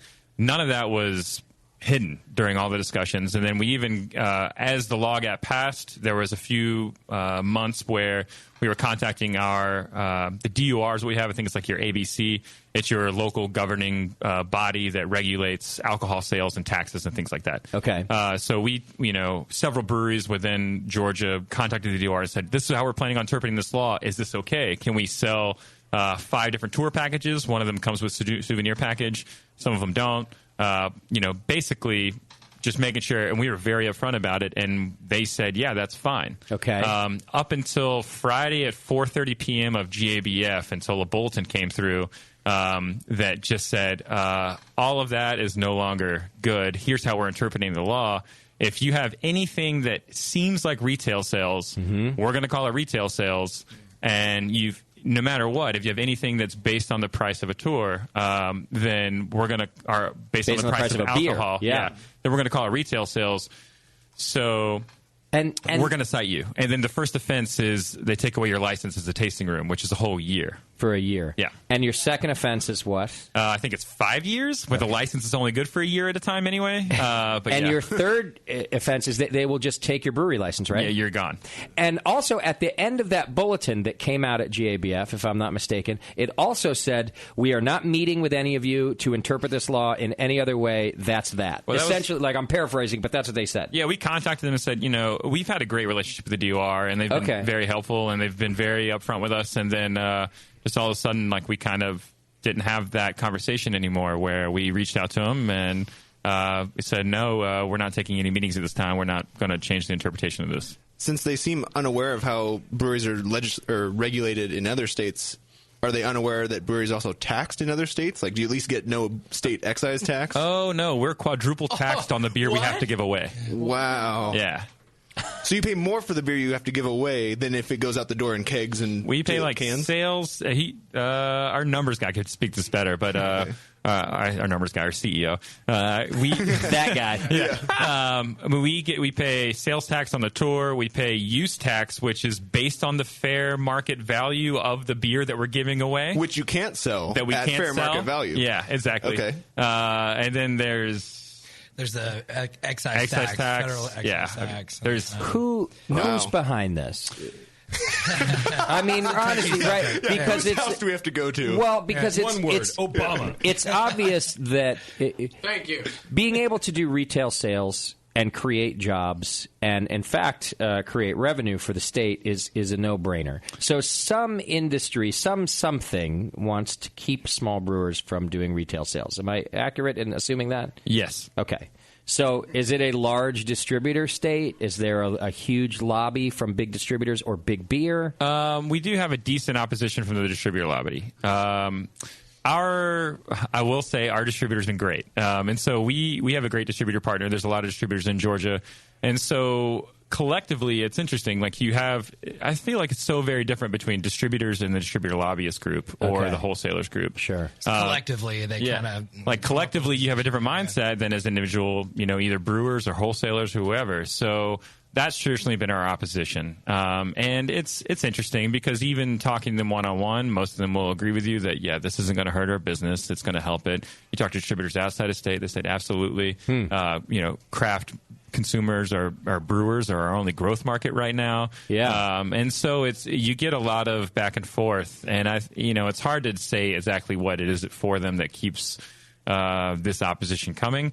But for us, I mean, that's traditionally who we found as the distributor lobbyist group has been tough. We've have not had any problems with our distributor. It's awesome because, so obviously that's the only people who can sell our beer through, and we're selling a lot of beer. We have great growth, and they've been a great partner for us, and they make sure our beer's fresh and on the shelf and moving well. So it's not that you're not doing well and able to grow, but your growth is stunted it's by just the fact different. that you can't sell another, 10, 20,000 barrels of beer right out of your tasting room. Or not even us, as just much as the state in general. Because you no longer have the guy that's making 1,000 barrels a year and creating all the crazy cool stuff that, there's no tasting room only events. There's no bottle releases, really. There's no, small batch stuff that doesn't go through distribution. So what it stifles more than anything is not only the individual job growth where you can make 1,000 barrels a year and still have 20 employees. Yeah. But now it's that, you have to make 10,000 barrels a year and you're going to have 20 employees, and everybody has to make the most simple beers possible or the most beers that are most appealing as possible. So it changes really the creative attitude and what's offered in the market more so than anything else. Are there brew pubs? How would a brew pub function in that? There are brew pubs. So that 40 number includes brew pubs and breweries. So we have brew pubs as well. They can distribute kegs. They can't package anything else, and they can't sell anything to go. No growlers to go. But they can sell pints in-house. Yeah, they can sell pints in-house, and there's the 50-50 rule, which is not that uncommon with having food sales versus beer sales. We have some of that. They capped at 8,000 barrels or something like that. 10,000. They can only distribute so much, and they can only make so much. I don't think anybody in Georgia is pushing that limit. Since there is no package-to-go sales and things like that, and they can't package beer, period, except for in a keg. You're on the Brewers Guild, right? I am, yeah. Oh, I feel bad for you. We got a lot of work to do, man. Yeah, you do have a lot of work to do. Wow. So what is next? You going to tackle this again next year when they're back in session, or what? Yeah, I mean, we're pushing hard for this year. So people always want to know how they can help. The main thing I would think at this point is there's a huge educational aspect going on where craft beer in people's minds as a thing as craft beer is relatively new in our state. So our legislators certainly are behind that curve as far as, they don't know about it yet. So I encourage people, reach out to your legislator, tell them that this is a big deal. Our state spends a lot of money on car plants and things like that to create jobs. And we look at, North Carolina just released the fact that they had 10,000 new jobs based on legislation with breweries. It's we don't want you to spend any money. Just change the laws, and we'll create the jobs. And so I think as we talk to more legislators, they're not against it; they just don't know about it. Okay. So it's a underground movement thing, and it's going to take a lot of people calling the legislators and being nice to them, and not saying you're a dick, you haven't changed the law. I mean, because that's not the case at all. It's just that hey. You might not know about this. This is something that's really important to me. We want to change these laws to make it so that small businesses can open up easier and create new jobs on a really small level that is really not easy to do right now. Yeah. Well, for a bunch of rednecks in Georgia, you guys are pretty smart. It's a no-brainer. Yeah. I'm glad to see that you guys took time away from playing fucking dueling banjos to start making some beer and do something with your life. Why do we have to stop playing dueling banjos, man? Good call. One doesn't have to have the other. You can't make beer and change the world. Making out with your sister. While dueling. It is kind of rude that you didn't get them rocking chairs to sit in. Sorry about that. They're on the state capitol stairs right now. That's where we play the banjo, just hanging out there. What is the beer that's in my glass now? We have another one that Moscow poured us. Tropicalia, the IPA. Oh, we didn't get any. Where you got some extra? Oh, I did. I got some. Oh. Yes. Cheers. Adam's like, I got it, and I drank yours. I If you play poker, you can get some at Scott's house. Yeah, Scott has eight cases that you brought with you. Right. So Tropicalia IPA. I got an email about this, too. Somebody wants to hop bill. One of our listeners. $400. We actually haven't been quiet about that. It's out there. Okay. But yeah, it's fine. I mean, we're pretty upfront about it. It's a highly hot beer, but it's not super bitter. So it's got a lot of Citra, it's got a lot of Centennial, and it's got a little bit of Galaxy, basically. And those are all in even the proportions are similar from the Whirlpool to the dry hop. Okay. We're like 1.5 pounds per barrel on the dry hop, and maybe a little less than a pound on the Whirlpool. And then there's this very small bittering addition. We're Apollo currently. I'm never really afraid to give away the recipe at all. The real magic comes in the technique and how you brew the beer. There's Good call. A million factors, but and so could you tell us the technique now? Whatever it is. Yeah, we had all night. There's a million factors, no problem. Yeah. We'll use the Belgian brewmaster method and be like, what do you think the technique is? It's always answering questions to questions. I call that the cocky European method. Works every time. So you don't appear to have much crystal malt in here. Any acidulated malt? There's not. No, we don't have our water's not too basic in Georgia. So our pH is right in line where we want it to be, and we don't have to do any pH adjustment on this. The beer's really bright, like a low pH beer. We've gone through phases where we do pH adjustment. We actually have concrete pipes that lead up to the brewery, and there's varying alkalinity depending on the residence time of the pipe. So I don't know how far you want to go down the rabbit hole. The temperature of the water in the pipe. When we started speeding up brewing operations, we saw the alkalinity drop because we were just sucking the water through the system much faster. Yeah. And so we ceased actually doing a acid adjustment. But yeah. Wine business is a good business. Unfortunately, you're forced into it because of the... Yeah. I mean, it's, we want to grow. Is it time to bring Jimmy Carter off the bench? Look, you started this bullshit. Now look, why is this the last freaking state till I get smart, Yeah. He did legalize homebrewing, didn't he? Yeah. He did. Yeah. Yeah. I had actually, on that note, a listener had written in when we were having our legal conversation. Do you guys know anything about a Georgia state law that says a person can only make 50 gallons a year per household of homebrew? I think it's 50, but then if you have two people to live there, maybe it's 100. Oh, nice. The old per adult in the house. The old pot plant rule. We used to have 5 roommates so we could grow more plants. Yeah. You each have to have a... Has anybody ever been checked out for their annual production as a homebrewer? Right. Well, and I guess federal, it's 200 gallons. Mm-hmm. And so by state, I guess it could be different. But, 50 for you guys. I've never is heard what of this guy's saying. No one's ever been checked out, right? Nobody's been prosecuted. You'd be in deep shit, Tasty. Well, what do you mean if I admitted how many gallons I made? You can go to the homebrew supply store and go like, that's a lot of grain, Right. Well, really bad efficiency. I say, I dump a lot of beer. Yeah. Just don't have 200 gallons at any one time. Exactly. Yeah. And don't keep detailed records. Right. Just say... Do like my Italian ancestors do. You have to keep 2 sets of books. I write everything backwards. backwards. Say, I dumped this one, I dumped that one. Yeah, exactly. Now, you mentioned Galaxy hops in this beer. That's the second time.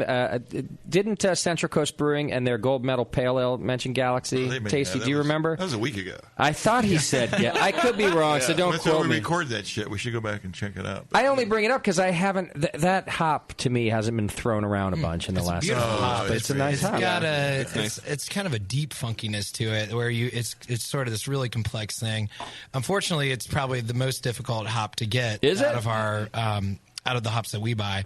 The Australians are just using all of it pretty much. And all of our suppliers are basically saying, like, you might have to look at subbing that one out down the road once you get big. But it's sort of an uncertain future with that one. The other ones in there are also not easy. Well, you said Citra as well, right? Yeah. So that's hard to get. We were really, hats off to Adam and Dave's, our other co-founder. I mean, it's...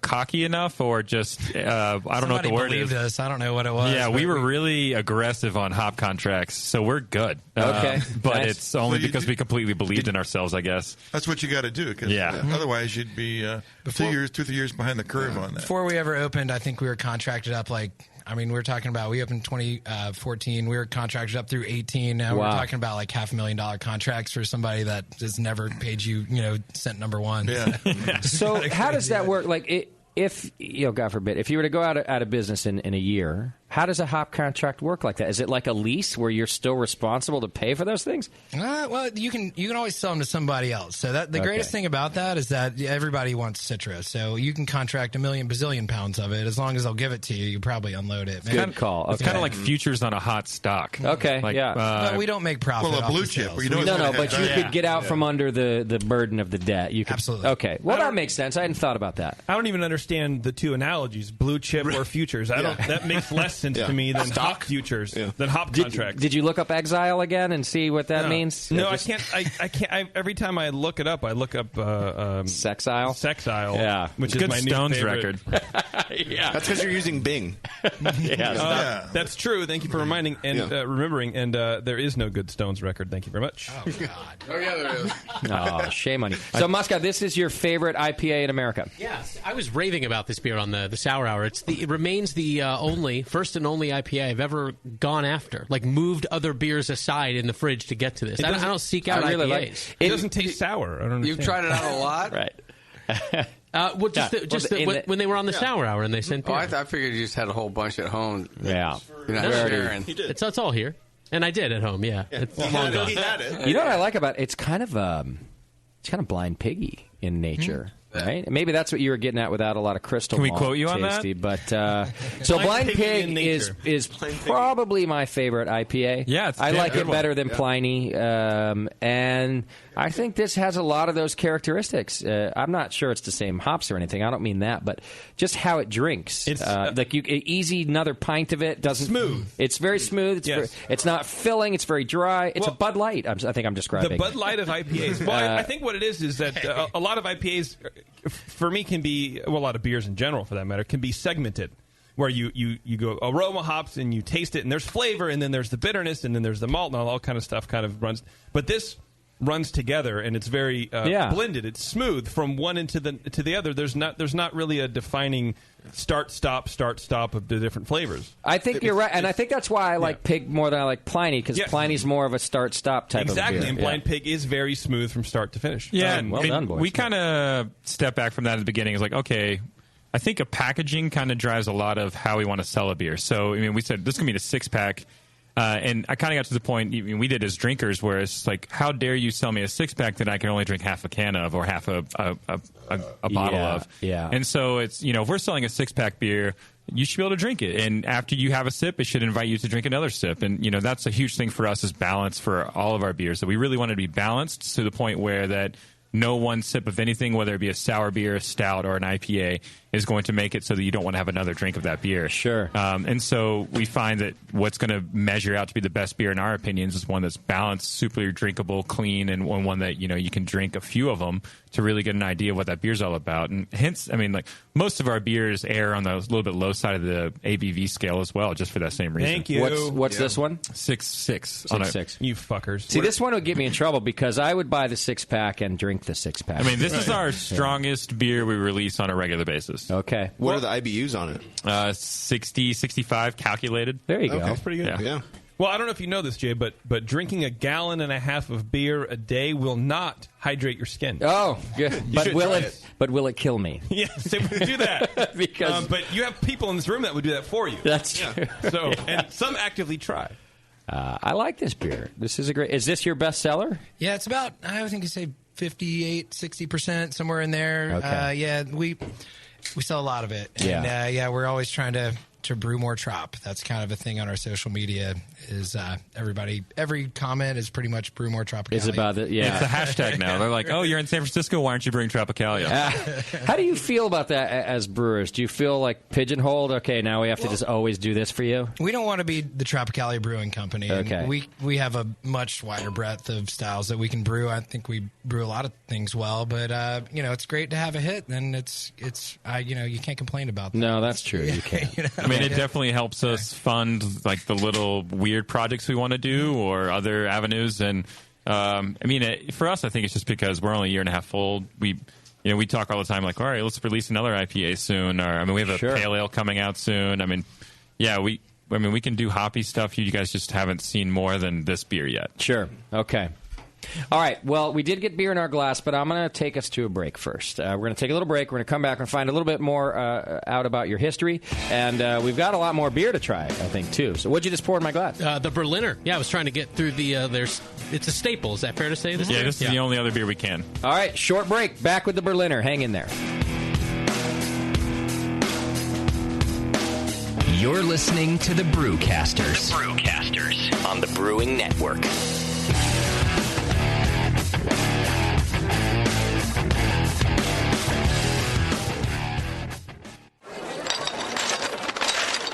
Hey, dude, you know what beer this is? Oh, no, all the labels are falling off. Yeah, or the ink is run. Well, if it's the pale ale, you're good, but stay away from the quote-unquote Belgian. Oh, man, this guy needs to get some grog tags. Grog tags are reusable, write-on, wipe-off, commercial-grade bottle labels for your brew. The guys at Grog Tag are homebrewers. They wanted great-looking, sturdy labels for your bottles, buckets, carboys, kegs, and growlers. They also wanted a label that not only looks good, but can be easily removed and reapplied during bottling without that nasty glue residue being left behind. No residue, water-resistant, and ice chest approved. Grog tags stay on in water or an ice chest, and they stay legible. Visit grogtag.com to customize your label or coaster from dozens of different templates for free and see how awesome your bottles can look. Oh, it's that pseudo-Belgian. Yeah, we're getting him some grog tags, dude. Grog Tag. At least your beer will look good. grogtag.com. For nearly 40 years, one organization has had your back. The American Homebrewers Association. Are you a member? Why not? Join the more than 40,000 brewers who enjoy all the American Homebrewers Association has to offer. Like Zymergy Magazine, in print and online, plus the Zymergy app. Zymergy is the leading publication for amateur brewers around the world. Supporters also get member deals at their local breweries, bars, and homebrew shops. These alone quickly pay for your membership. You'll also get great member-only resources at homebrewersassociation.org and access to AHA events like the National Homebrewers Conference and the National Homebrew Competition. The American Homebrewers Association promotes the hobby of homebrewing, protects the interests of homebrewers, and brings beer lovers together. Become a member today. It costs less than a batch of beer and gives back so much more. Visit homebrewersassociation.org. Three-time Ninkasi Award winner and Grandmaster Judge Gordon Strong invites you on a guided journey of what's new in the world of homebrewing. Modern homebrew recipes, exploring styles, and contemporary techniques available now from Brewers Publications. Gordon brings you specific advice and sensory profiles for as-brewed, award-winning beers with delicious variations to get your creative juices flowing. This is more than just a book of recipes. It sets brewers on the path to discovering what's new in the world of homebrewing. AHA Director Gary Glass says, if you want to enter competitions or just learn more about styles that you might not have experience with, this book is going to help you tremendously. By emulating what Gordon does, you're going to make better beer. Modern homebrew recipes, exploring styles, and contemporary techniques by Gordon Strong. Available right now from brewerspublications.com and find brewing retailers near you.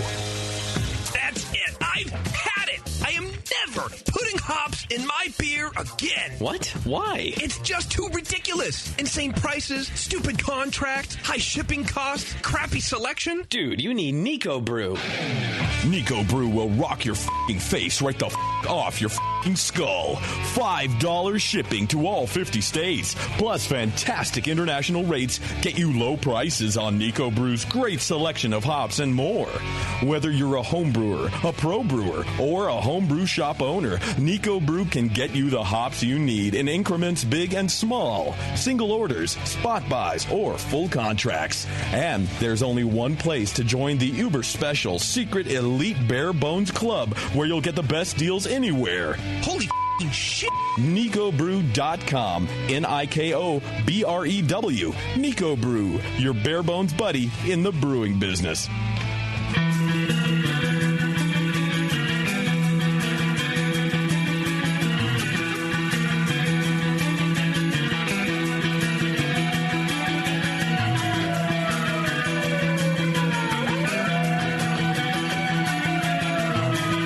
Tuned into this session. Because life's too short to listen to crappy radio. Yes. As we are talking to Creature Comforts and learning about their recipes and ingredients and everything they do over there in Athens, Georgia, don't forget to go check out Beersmith. You can go to beersmith.com right now and get your Beersmith homebrewing software. It's great stuff. You can get a free 21-day trial, so you don't have to take my word for it. It does everything you need it to do and probably more.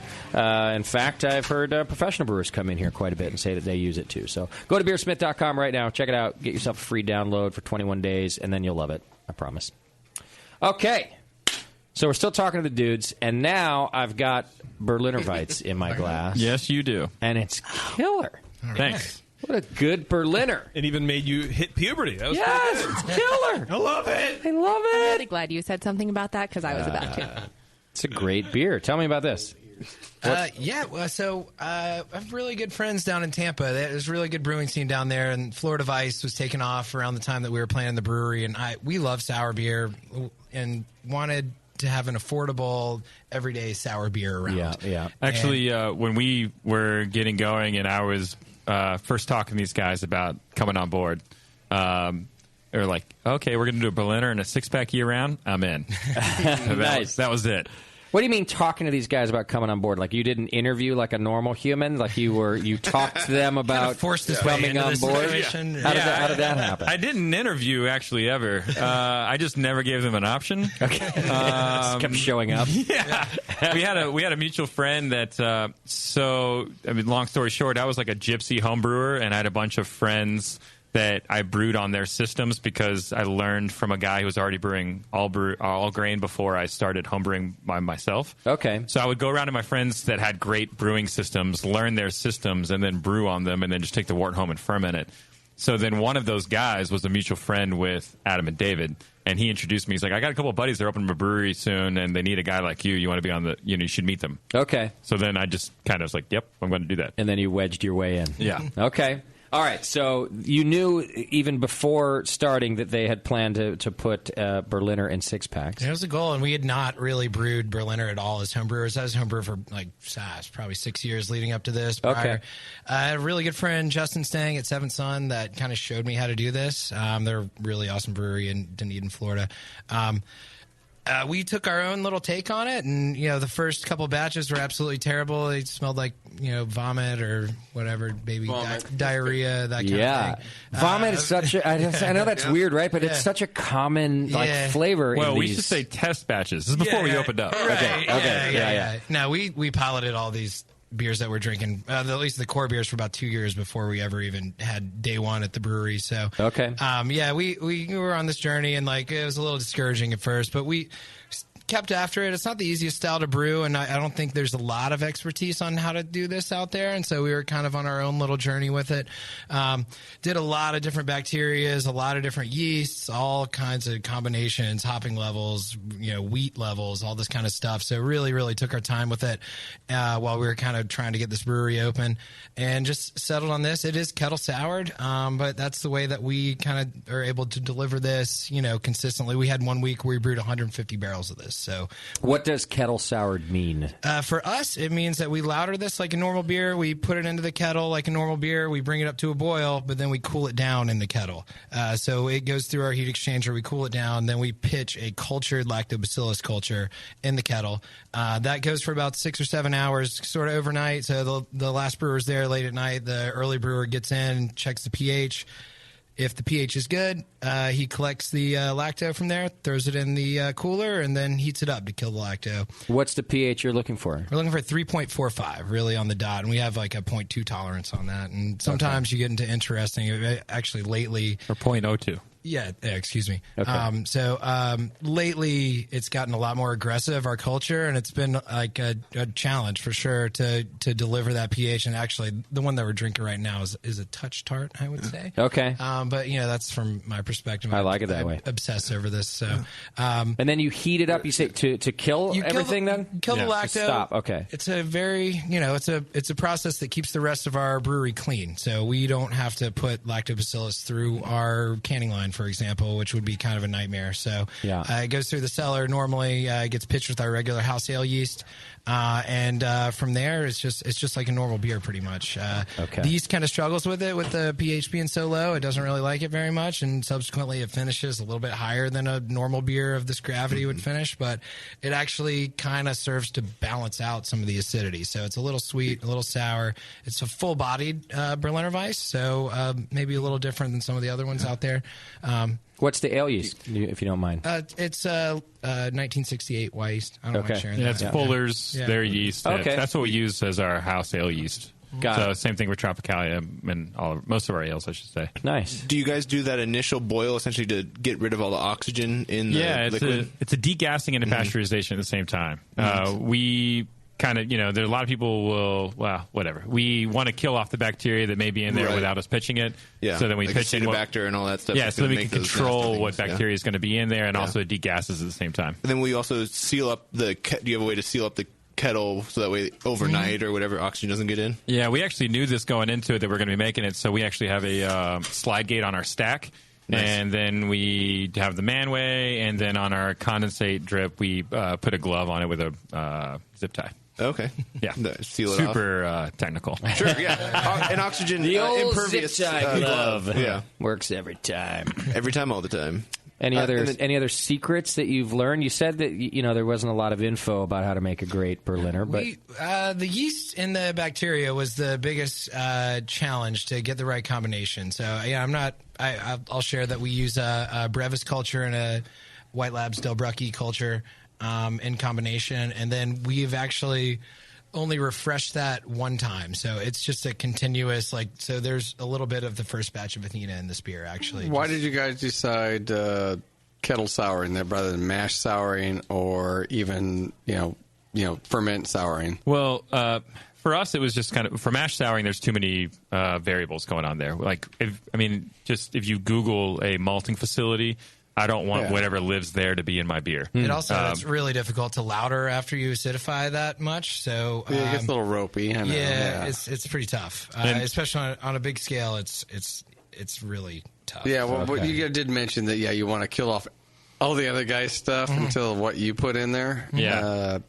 So we get from our bacteria culture, we get a lot of character. We think. There's some. I think there's Sauvignon Blanc. There's cider. There's passion fruit. Yeah, there's a passion fruit note in there that is coming from the bacteria. So you it's not just acid. Pitch a straight lacto culture. Originally, yeah. And then so basically to continue that going, we don't assume that lactobacillus is going to flocculate that much. So we harvest wort from the kettle when it still has a live bacteria culture in it, and we repitch that into the next batch. Okay. Oh, nice.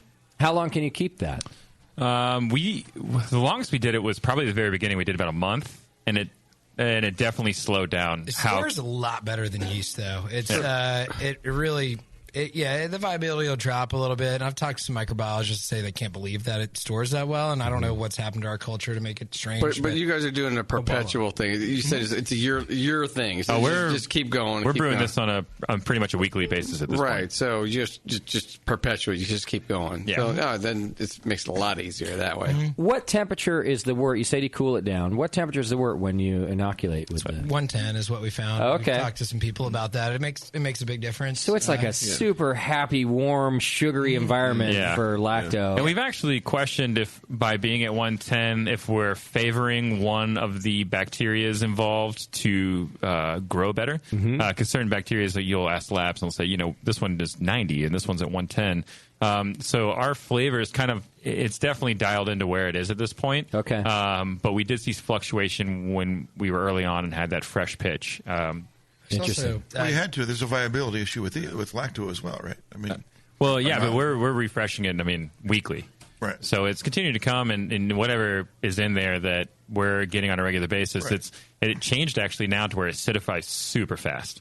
It used to take 12 hours or 15 hours, and now it's like 6. Right. The way you treat it is changing what's made of. Right. Some things are flourishing, some things aren't. Right. Getting used to our kettle and our wort and all that stuff, and it's probably mutated like crazy. And Yeah, can you look at lacto under a microscope and look for mutations? I haven't even done that. No, you can't look for. You might, if you have morphological mutations, you might be able to see them under a microscope. Other than that, it's go by taste, right? Yeah, exactly. That's the most important thing always. So. Can I interrupt with a very serious question? Yeah.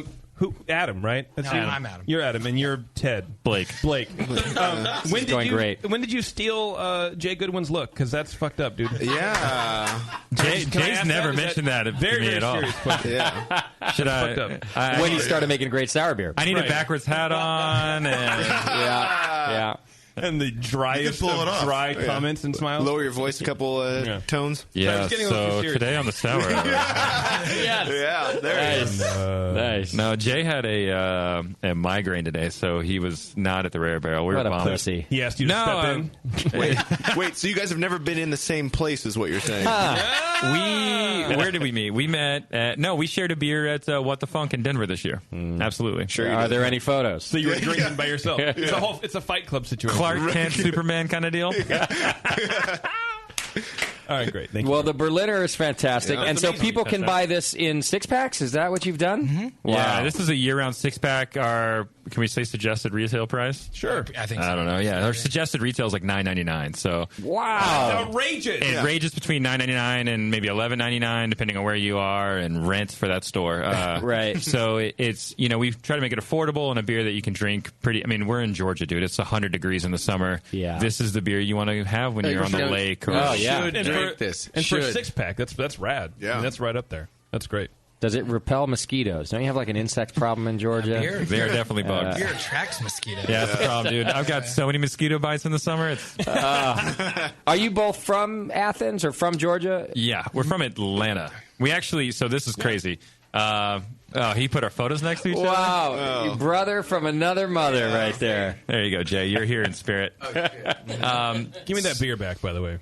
So what you've got in your glass now is our fruited Berliner Weiss. When we put fruit in it, we call Athena Paradiso because it's paradise when you got fruit in a Berliner Weiss. I've never used that line before. I'm going to use it all the time now. Just stick to making beer. So, Well, no, now that sounds like a Rare Barrel name. So they're getting closer.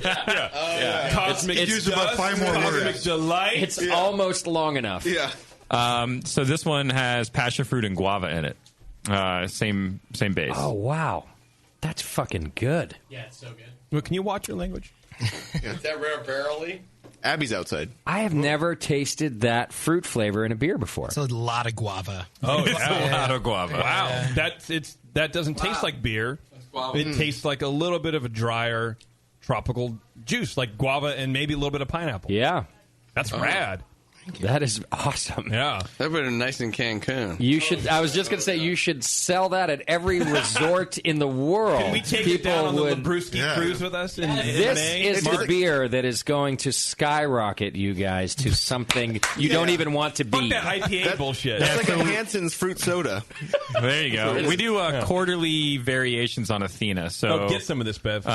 We do like a dry hop version. We do several fruit variants, and we kind of change it up. We'll do one batch where it's just kind of like here's a little bit different.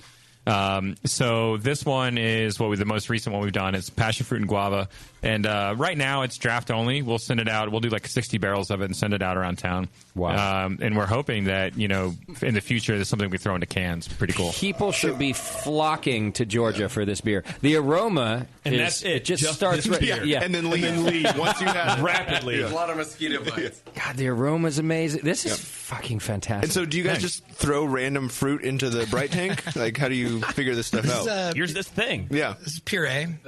So we pump barrels and barrels of puree into Athena, and it re-ferments out in the fermenter. So it's still using the kettle souring process, and it's just we get this beautiful puree. The passion fruit comes in this 55-gallon drum. It's frozen solid. You have to let it thaw out. Oh yeah. Okay. The guava is a little different. I think it's been pasteurized. It's an aseptic puree. Yeah. They're all pasteurized so that way. The passion fruit is not. It's frozen, and so like there's all these food safety things with fruit that hasn't been stabilized like that. And so we have to be really careful. But yeah, this is the first time we've done it on a big scale, and I was really, really happy with it.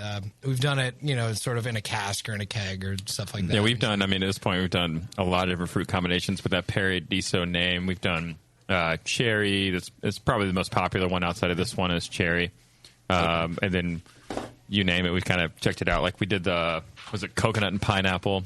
With the straight up pina colada. Yeah, pina colada. Wow. I love pina colada. Do not can this beer until you are ready to grow exponentially. Yeah, until you want to dedicate 60% of your production to this beer. Fucking for serious. People will go nuts for this beer. I'm surprised.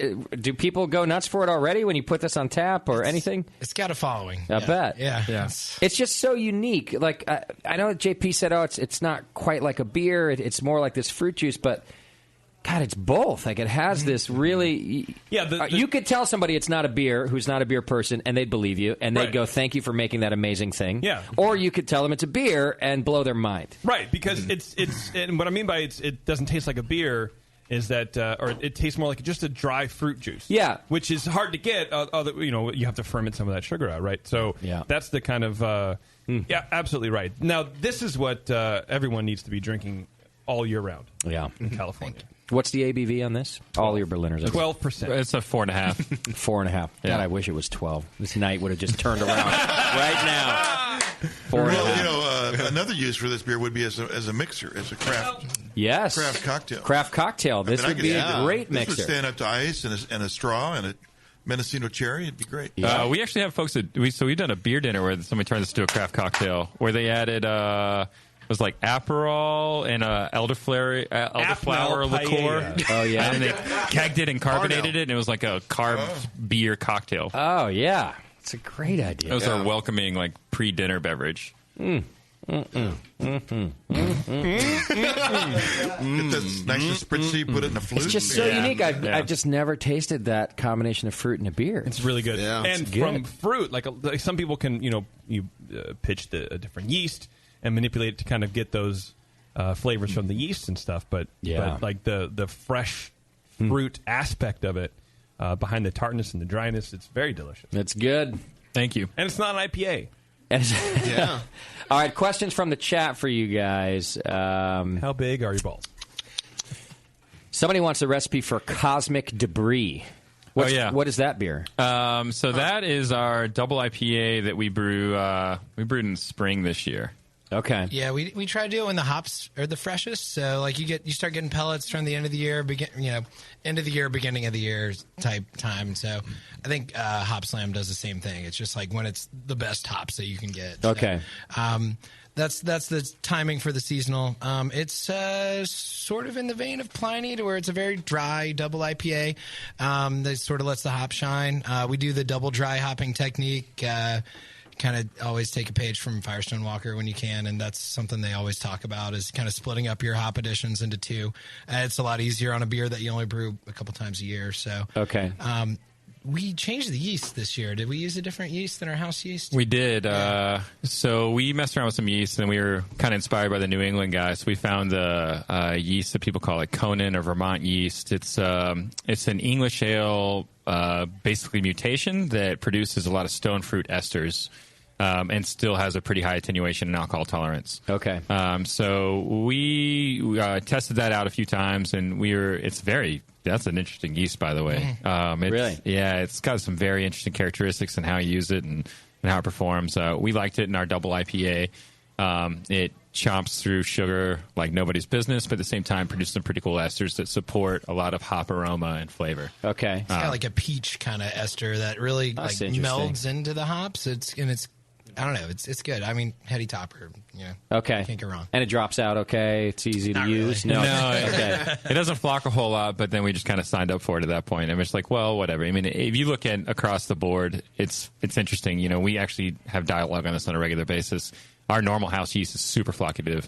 Most of our beers become pretty bright because of it, and we don't filter our beer. Okay.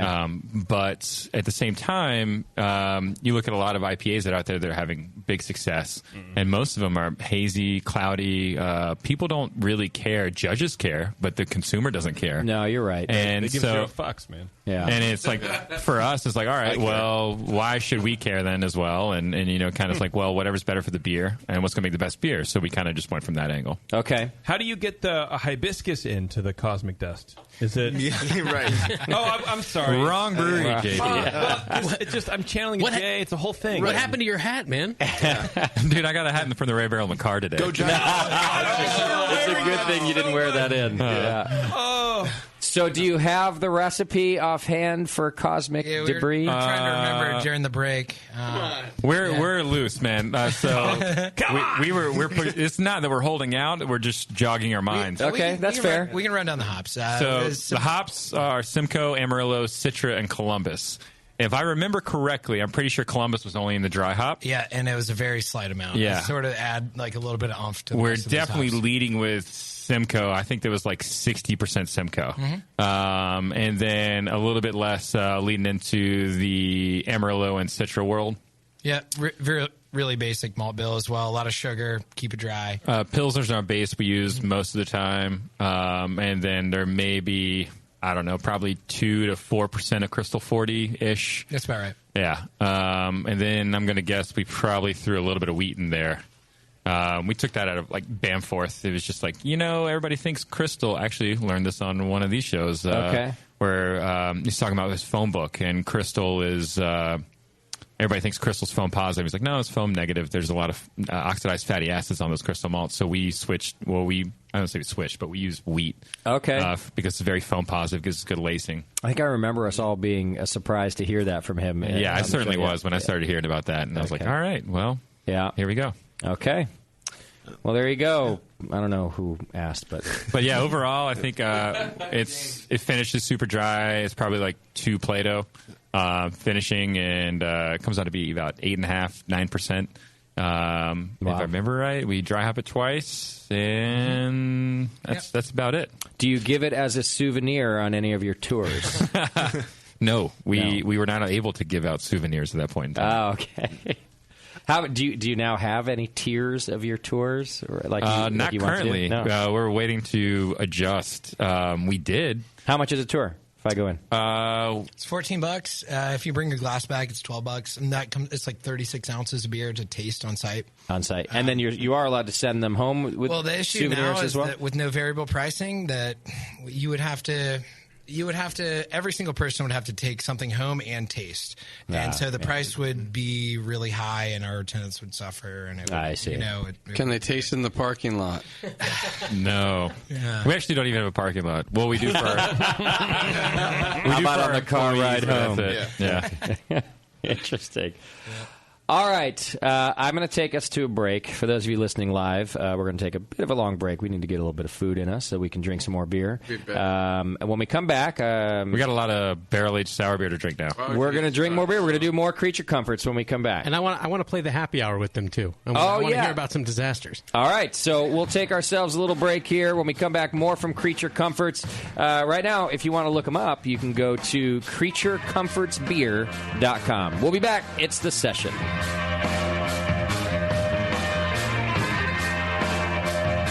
You're listening to the Brewcasters on the Brewing Network.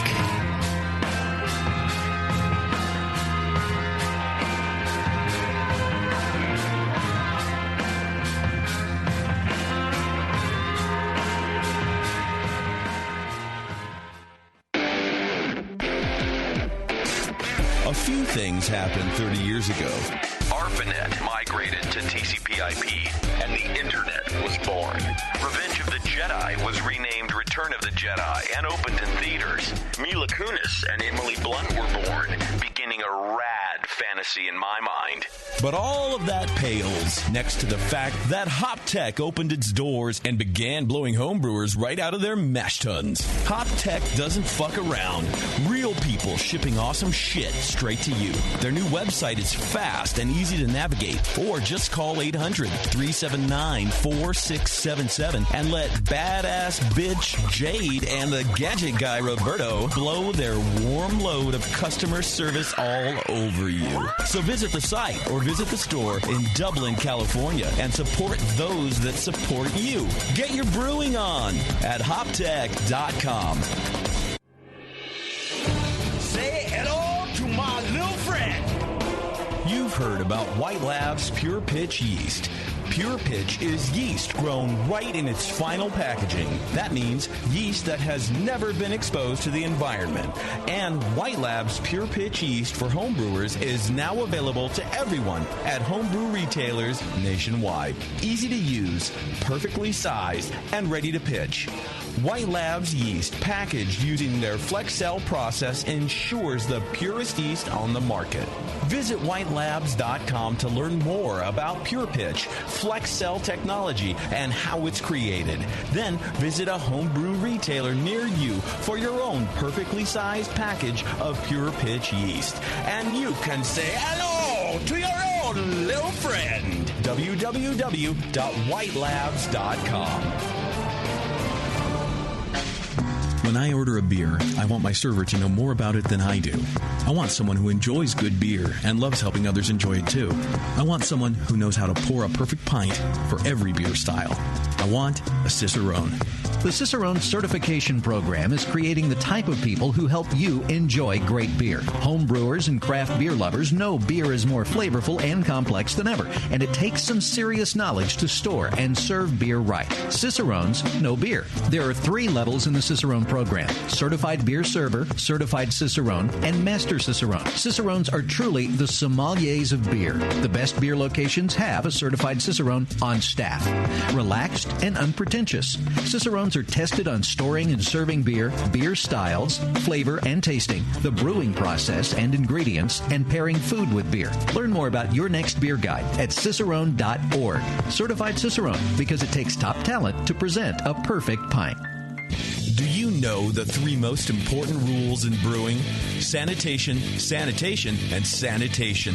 And no one does it better than 5-Star Chemicals. 5-Star knows sanitation. You can only sanitize clean equipment. And 5-Star knows how to clean, too.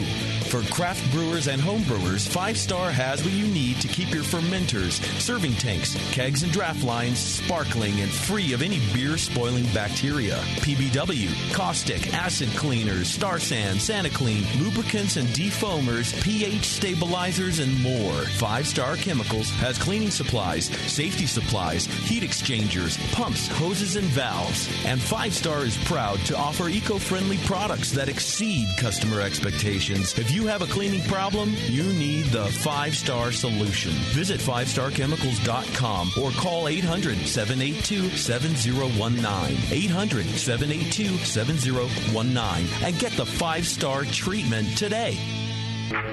You're listening to the Brewing Network. Because like beer, radio shouldn't suck.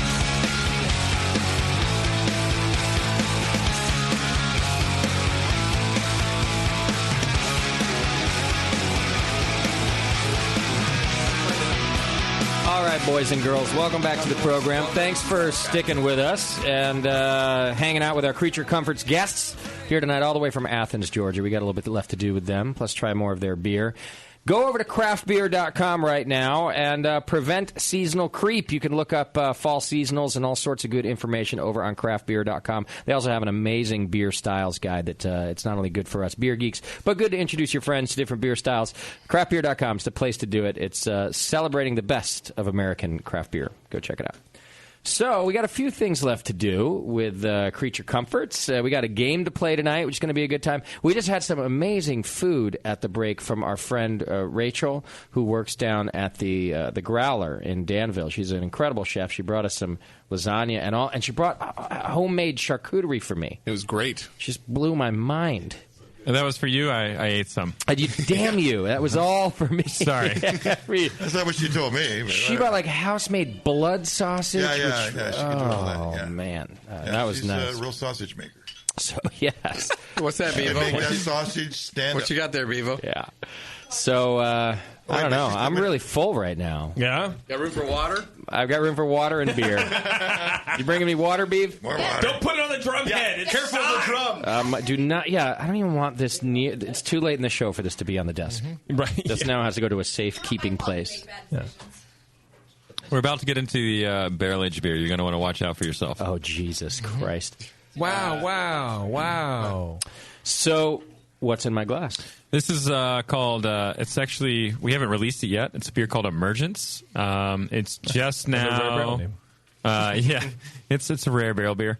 No, it's a beer that we've done that is basically just got done with bottle conditioning that we're about to label and release. We started with a lager, threw it into barrels, added our house mixed culture to, We had it in wine barrels for about a year, and then now it's bottle conditioned, and here we are.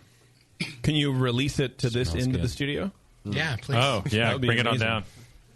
Also, I'm going to say right now, I don't say this often, but Moscow was right. One of these beers tonight will be nominated for Beer of the Year in the BN Awards. And I'm pretty sure right now it's the Berliner Weiss. But what's the one that I really liked? What's the name of it? Athena Paradiso. That one. That's already going in the list. And so this one's not bad either. Not to get ahead of ourselves, but so this is a beer that we're really proud of. We love this beer.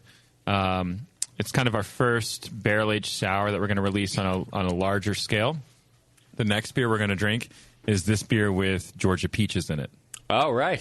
So don't go too crazy yet. Don't get ahead of yourself. Don't blow my wad on one beer. Yeah. All right. Well, you can always shoot for getting multiple beers on the list. That's true. Has it happened before, I wonder? I wonder if you've ever nominated multiple beers from one rare brewery. barrel beers ever in existence. Oh, right. And that's what won, by the way, too. So that's true. Hey, is Tasty still here? Is that Jay? Yep. This is also a great beer. I like the really subtle oak flavor in it, like that really mild wood flavor to it. It's there, but I don't think it's subtle at all. No? No. I think it is. It's super up front. It's not, but it blends well with the fruit in it. Yeah. But I think that wood just stays.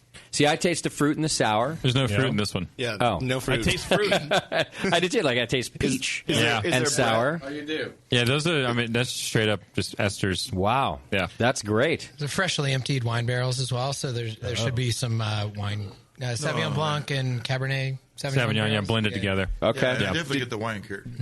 American oak, French oak. Because it's You think it's prominent too? I don't think so. I just think it's really subtle. It's French. You get a lot of it. You can answer with your words. It's French oak. No. You guys are confusing me a bit. But no, I definitely taste the oak. But I'm just kind of is it the spicy oak or not? No, it's two California wineries that we got the barrels from. They're both French oak. Yeah. So. Why is there a ribbit? That wasn't me. No, French. The frogs. Oh, it's Froggo. There we go. I wish you would have given up on that bit like French. Sorry. I like this beer, and I'm going to maintain that the oak is subtle. Well, are you saying subtle or delicate? Okay, well that's a good it's question. as subtle as it is in a white wine. Because there you go. Which is probably delicate. Which is probably you would eat all. Whatever. And so this is not yet released? No. Still dangerous. It's probably on the timeline of being released in the next month. Okay. Month and a half, 2 months. I think it's still got a little bit So of we finally got a carbonation to go. scoop. Yeah. We finally, it's taken 10 years, Tasty. We got a scoop. Only in this bottle format it'll be released, I assume? Or? Yeah, mostly 750s. We do have a few kegs. I don't know what we're doing with them yet, but we've got some kegged. Okay. Yeah. This is sort of. I How many of those idea did what you give could do Scott? with How many them. bottles of those are here? We gave Scott 2 bottles. Thank you. We're only going to one. No, it was, we went through this when I sent beer in, and they were tasting the sour hour, and it was just like, oh, here's this can and this can. I was like, what about all the bottles that I sent? Welcome to our world. Yeah. We don't get most Sorry, of the Scott. I beer don't mean to throw you under the bus. We might have to start doing an inventory sheet. It's all on in his trunk. Here's how I justify it. Here's how I justify stealing beer from the show. It's before my time, you guys drank 10% of the beer that you drink now because it just wasn't a thing. Oh, it's a Guests finder's bought fee. and sent tons of beer. Oh. So look at it like you're drinking a ton more beer than you would without me. But you're not drinking every single sip, but you're drinking a lot more than you would otherwise. That's a joke, right? That's a joke. Well, I need to hear a response to it. I agree with you. you. I agree with your math. We're probably drinking more guest beer than we ever did. A lot more. However, just by starting with the word justify, justification is a slippery, dangerous, thieving slope, basically. Yes. Yes, because if you have to justify your actions, it tends to start from a premise that your actions are wrong. Well, in everybody else's eyes. You know what I'm doing with the beer. You think I'm like drinking it to my face by myself? I'm not. I'm sharing it with the staff at poker nights. I'm bringing it in here. Yeah. We're drinking it in your backyard at a barbecue. The problem is Why am I not drinking it with my friends? Yeah, the problem is you are drinking it by yourself with your friends, but it's beer sent in for the show, and if you want to justify that we're drinking more, the show wouldn't be on for 10 years without most of the people in this room. And so we should get first crack at any residual beer that we like, hey, this is really good. Do you mind if there's 3 bottles? Mind if I take one home so I can enjoy it with my friends? Right. Why should you get it? Well, you've done that. Anytime you've gone for once more or twice. beer, That's it. so you've come up after the show and said, hey, I want an extra beer. What did I say, no? Well, because I know that you won't offer it, and that's not I nice. do offer it. We drink it in the studio but then every you take single the show. residuals To be home. fair. Because I do all the work Yes, to get the Blake. beer here. You email We people. brought Okay, then you more do it. Then because you he do told it. us I not. will. Okay, but nothing's stopping you. Moscow. Moscow. Give me the details. I'll love it. I'm not giving you shit. Figure it Moscow. out. Whose name is on the package? Jesus. Mine. Exactly. Because you're the sticking up for you. Because you're the point of contact. It's not because you do any hard work. You're not sweating. Well, It's not a let's big not. Because I'm not swinging Wait a minute. It's not a big pitchfork or a deal. hammer. Come on. Well, I don't you like this send premise. beer. Now we're going to decide who does hard, whose job is hard, and whose job isn't hard. No, it's not that it's not hard. It's not that. I don't like that premise at all. at It's not that booking people is hard. It's not hard to go, hey, by the way, we like to have beer that you brewed along with you on the segment. So can you send some beer? Yeah. That's not. So the justification for putting that sentence in an email means that you get more beer than everybody else. Right. Why didn't anybody do it before me? Because Chad's a stoner. Oh, well, why didn't you do it then? Well, it wasn't let my me chopper. interrupt here. My only argument against you're getting your Angels share for doing it is that if that's the policy, you have to make it a policy, and to make it a policy, you have to ask. So I do not like the part where you're like that. I just decided that I get the Angel share. You instead should have. I'm being honest here. You instead should have gone, hey, so I do all the work for the beer. I get extra beer. What do you think if I keep a bottle here and I keep a bottle there? Like, what is your opinion on that? I mean, that is a conversation that should have happened. Not just hey, I do this. I'm going to take it. What the fuck? Well, so my Uncle Vinny does that. He's a Wall Street penny rounder. He's just taking the remainder of the penny off. You get the penny, but he gets the .005.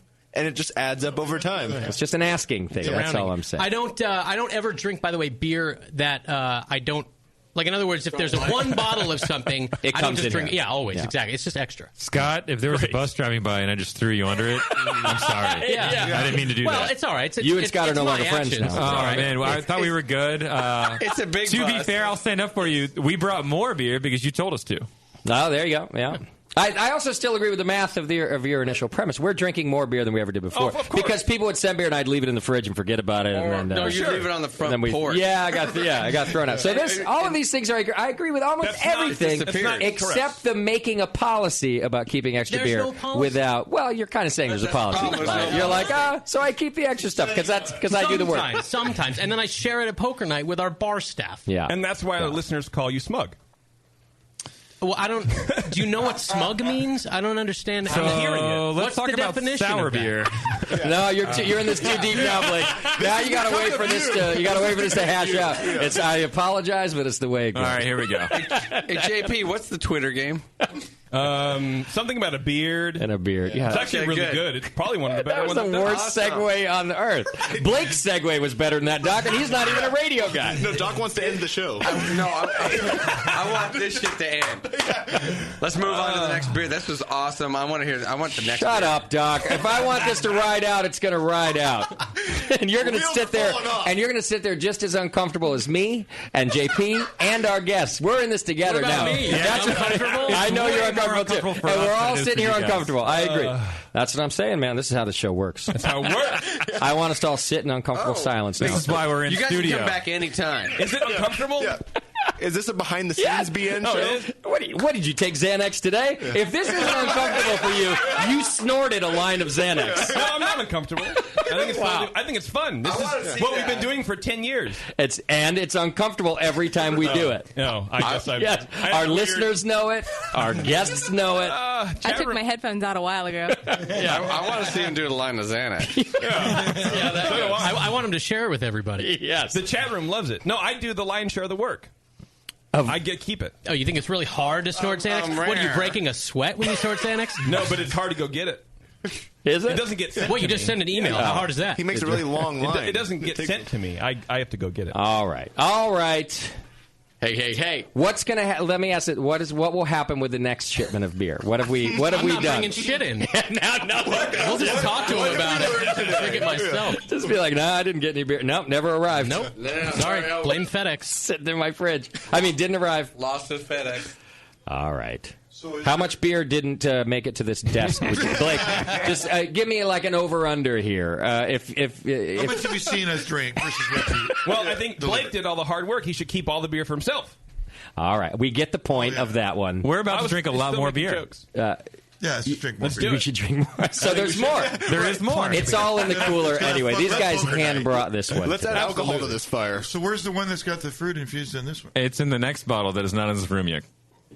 However, was that one word or was that only because I'm waiting for everybody else is ready to go?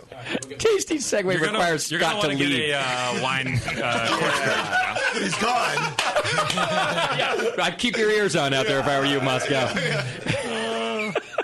Close the door. I'm sorry, everybody. I did that. No, you're good. Way to go. That was. Let me tell you something. It was bound to happen in one. That was a conversation long in the making. Oh yeah. And I far prefer them to happen on air than off air because I'm a sadist. You can't quit on air. And you did start it with at the very beginning of tonight. You said we brought a shitload of beer. Yeah, so it's gonna be really interesting to see what comes out now because he gets these funky eyes. Like he's like, I brought you this rare barrel beer. So I brought 3 bottles. We brought 3 bottles of the beer he's about to go get. So let's see how much shows up. One. How much of that the half of AP one. beer, the one that we really love? We the brought Berliner Weiss. 2 of each of these. We brought a 6-pack of each can and A 2 6-pack of each can, and we've had 2 cans of Berliner Weiss. Yeah. Well, Great. now that's ridiculous. We're But not no. going to drink a 6-pack It's a of fair each point. can I mean, on air. Your staff as well, and I mean, it's great. We're happy to share with everybody. I'm going to see some beer notables this weekend. I'd like to share it with him. Yeah, I'm having a poker party Friday night. Why not? Yeah. All right. Well, I'm going home I guess by myself. I guess Can I get a couple? Yeah. I'm sad and lonely. Yeah, Why like a can't I have dog's some? the only honest one right now. I have hands. Can I have some? Sure. Sharing is caring. All right. Tell us about the next beer we think we're about to drink. All right, so It's called water. to back it up in It'll like be a while. bigger He's on his trunk perspective, getting it. the last 2 beers. So this beer was called Emergence. This next beer is called Curious 6, and basically we have this line of we call Curious beers, and Curious 2 is what we want our GABF medal for. Where we basically have this idea, maybe a strange notion, process, technique, ingredient, and we want to try it out on a little bit smaller scale. So usually it's about 2 barrels, cask like wooden barrels or less. So 1,000 bottles or less, usually around 800 or so. And this next one is taking Emergence, which is the beer we just had. Yeah. We took a lager fermented with our house Brett strain that's also got a little bacteria in it. And then we added peaches from an heirloom variety from a farm near our brewery for the next one called Of Georgia peaches. Yeah, I mean we're the peach state. Yeah. So Pearson Farms is an amazing peach growing farm in Georgia. So we talked to them and developed a relationship. And this is an heirloom variety of peaches that we aged this beer Emergence on.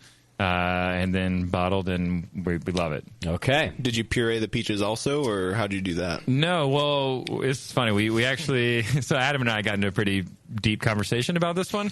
Deep like we just had, or different deep? Probably deep, just like we just had. Okay. Good. Where we were kind of discussing fruit theory, I would say. How you What is fruit?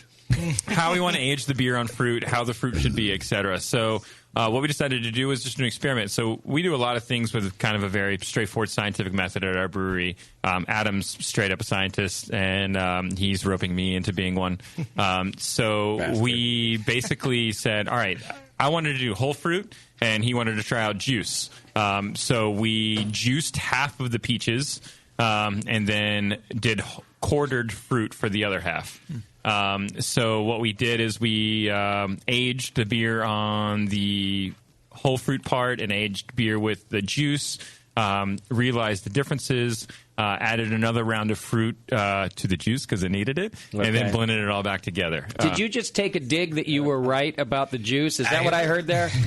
I thought I heard I could tell by the tone in your voice. Oh, yeah. That you were taking it. Look at Jay Goodwin's nagging right now. Yeah. I got the microphone. I'm telling it the way I want it. Can you describe to us the differences, just for our listeners, so they would know between the two, between the juice and you said the whole fruit or the cubes? Whole fruit. Yeah. Okay. So what we realized is that we'll pass it this way. we kind of realized, so there's no knock on juice. There's a time and place for juice. It's going to get a different result. We actually won our bronze medal with juice. Okay. Yeah. So that one was pretty cool because what it plays into when you have just juice, it doesn't hit you over the face like this is fruit. What it kind of does is you get more of what seems like a fermentation characteristic. It's a lot more subtle, a lot more blended into the overall beer, and kind of presents something that you may or may not attribute to actually being straight fruit juice. With actual fruit, it plays a lot more into the aroma, into the flavor. Just having the skins in there, I think it really makes it pop. So, talking today at Rare Barrel a little bit about giving it juice might really kick up a very strong fermentation right away as well. All sugars available. Yeah, right. it's just right there, and then it blasts off all those like very delicate aromatics. You just got to go find it. Yeah, and it's going to be a slower release kind of into the product. It might kind of chill out the whatever's eating the sugar. So. Sure. Yeah. Well, certainly the rate of fermentation is going to affect flavor in a beer. Mm-hmm. Just no doubt about it. The juice one, admittedly, I was stood corrected, and that's why we do that kind of thing. What about if you added the real juice? scientist right there? There's a real scientific method. Yeah. What if you added the juice like you might add just straight sugar? It's just a little bit at a time. Like it could work. Not the whole I think the time with the skins and the tannins and stuff that get extracted that way, I think you would never achieve with juice. You would never get tannins probably from just adding peach juice. Yeah, absolutely. Yeah. And then this is a blend of those we versions. put them together. So overall in here, you've got whole fruit puree and juice of peaches in this beer. I think that's the best method. all of it, just everything. All the fruits. Well, you're able to do your test and then end up with all the beer, the same anyways. Yeah. That's pretty cool. This is another fantastic beer. Yeah. Also not out yet? Is that also not out yet? So hey, look at us getting scoops. This is amazing. That's a couple. To this date, we basically, the Curious beers we poured at some festivals that we've been invited to, and we've poured them in our tasting room for special events. We've never actually released any of the bottles. Okay. So I don't know where this is going to go. But yeah, you guys are definitely the only beer podcasters to ever taste this beer. Yes! All right. So how much did AB pay for half of your... Oh. This is another great beer. Wait a minute. Maybe we shouldn't talk about it. Maybe we should keep it a secret. That's true. Yeah. Too late. I'm tired of making beer hard to get. Exactly. By talking it up. This beer, it's all right. I mean, you could hold on to it for a little while. Yeah. Yeah. So how many barrels do you have? Like, what's the size of your cooperage? Right now, we've probably got about 50 to 60 barrels. We're pushing 60. We're currently, so it's kind of an interesting dichotomy in how our brewery is operating right now, where we've got one aspect that's really pushing hard to be, we're growing pretty quickly. So year and a half in, we're doing 12,000 barrels. We just got a centrifuge. We're adding 5 120s early next year and really maxing out what we do on that side. And that's pushing things like our IPA, our Pale Ale that's coming out soon, our the other beers we've had today. At the same time, we love the idea of being a small brewery, and it's pretty cool where we've got a staff like between myself, Adam, Dave, who's the other kind of co-founder, and then we have the rest of our brewing team. Everybody is interested in kind of different areas, and we're pushing to be both kind of large and small at the same time. It feels like it keeps us relevant in what we're developing on the large side, but also we can do fun experimental stuff in the barrels. So we're looking right now for another facility to hopefully grow out our barrel program. That's a good idea. The next year, we'd like to add another 4,000 or 5,000 square foot facility where we can really get down and start doing some funky stuff. We have to have temperature control in the facility with Georgia. I mean, it's like 100 degrees in our brew house in the summer. Yeah, and so there's little things that make it look pretty cost prohibitive, especially because we can't really sell it at our tasting room. But it's something that's important to us because we really want to make it. With the humidity, do you notice less evaporation and loss through the barrels, or is it still? No, because we're actually talking about the Rare Barrel too. Because of the fact that it's so hot, we have to run AC so much that it actually dries out the air. You dehumidify. Yeah, so we get we get humidity every time we open the door to our barrel room, but it immediately goes away because we have to chill down back from all the heat we introduce as well. So we have our humidifier going on a regular basis. We've got our AC in there as well. Okay. I even freak out sometimes, and if I'll run down misting with water if I think if the barrels are too Blake's dry. watering his barrels. Somehow I picture him prancing through the barrel room, misting. With leaping and spraying and spritzing. There's a tutu and a baton. Wearing angel wings and a tutu. Yes. I have to spritz now. There's, as it warms up a little bit, I love this about beer, how that changes. There's like a melon flavor, too. So it's not just peach. In fact, the peach isn't even... This sounds kind of ridiculous, but it's not an overwhelming peach flavor, at least not how I know peach. So maybe Georgia peaches are different. I could eat peach for hours. But there's like a melon thing, too. What kind of wine barrels? The Sauvignon Blanc wine barrels. And then our Brett culture is a very kind of bizarre tasting Brett culture. It's got 4 strains in it, and it puts out flavors that are not very common for Brett. I think I get a lot of pineapple, melon. It's like a watermelon almost. Yeah. I get like a honeydew or cantaloupe. Okay. Yeah, I agree. Which is just great. It makes it just even more complex, but there's only the one fruit, right? Yeah, it's only peach. Okay, so your Brett and then a little bit of the Chardonnay barrels, you think, or the white wine barrels? Yeah, white wine barrel. And, we lager first, which is sort of novel, I think, and that came from, New Belgium, and Chad Jacobson did a big talk about this at CBC, where you have a clean beer that you feed to Brett, and it sort of really encourages development of bready flavors a little bit quicker than going through something that already has esters and phenolics and things like that. And so this is meant to be our beer. Emergence is meant to be the beer, and we get new barrels in that we can get the wine character into the beer. We can get a Brett flavored beer out quickly, and then we can hopefully put those barrels, once they're more neutral, into our mixed fermentation program and just have nice golden sours from there. So sort of developing a program around that sort of idea. Is this a specific lager that you do for this, or is it just like the Pilsner base and you just sour This is not a beer that we normally release. It's a lager we called Albert, actually, Einstein. We called it Albert, and it's just a super, I guess if I was going to call it something, it's maybe like a super plain base Helles. Okay. It's really got very little hop character, good amount of grain character, but super clean. Yeah, not very one-directional in any way. You guys have a bright future.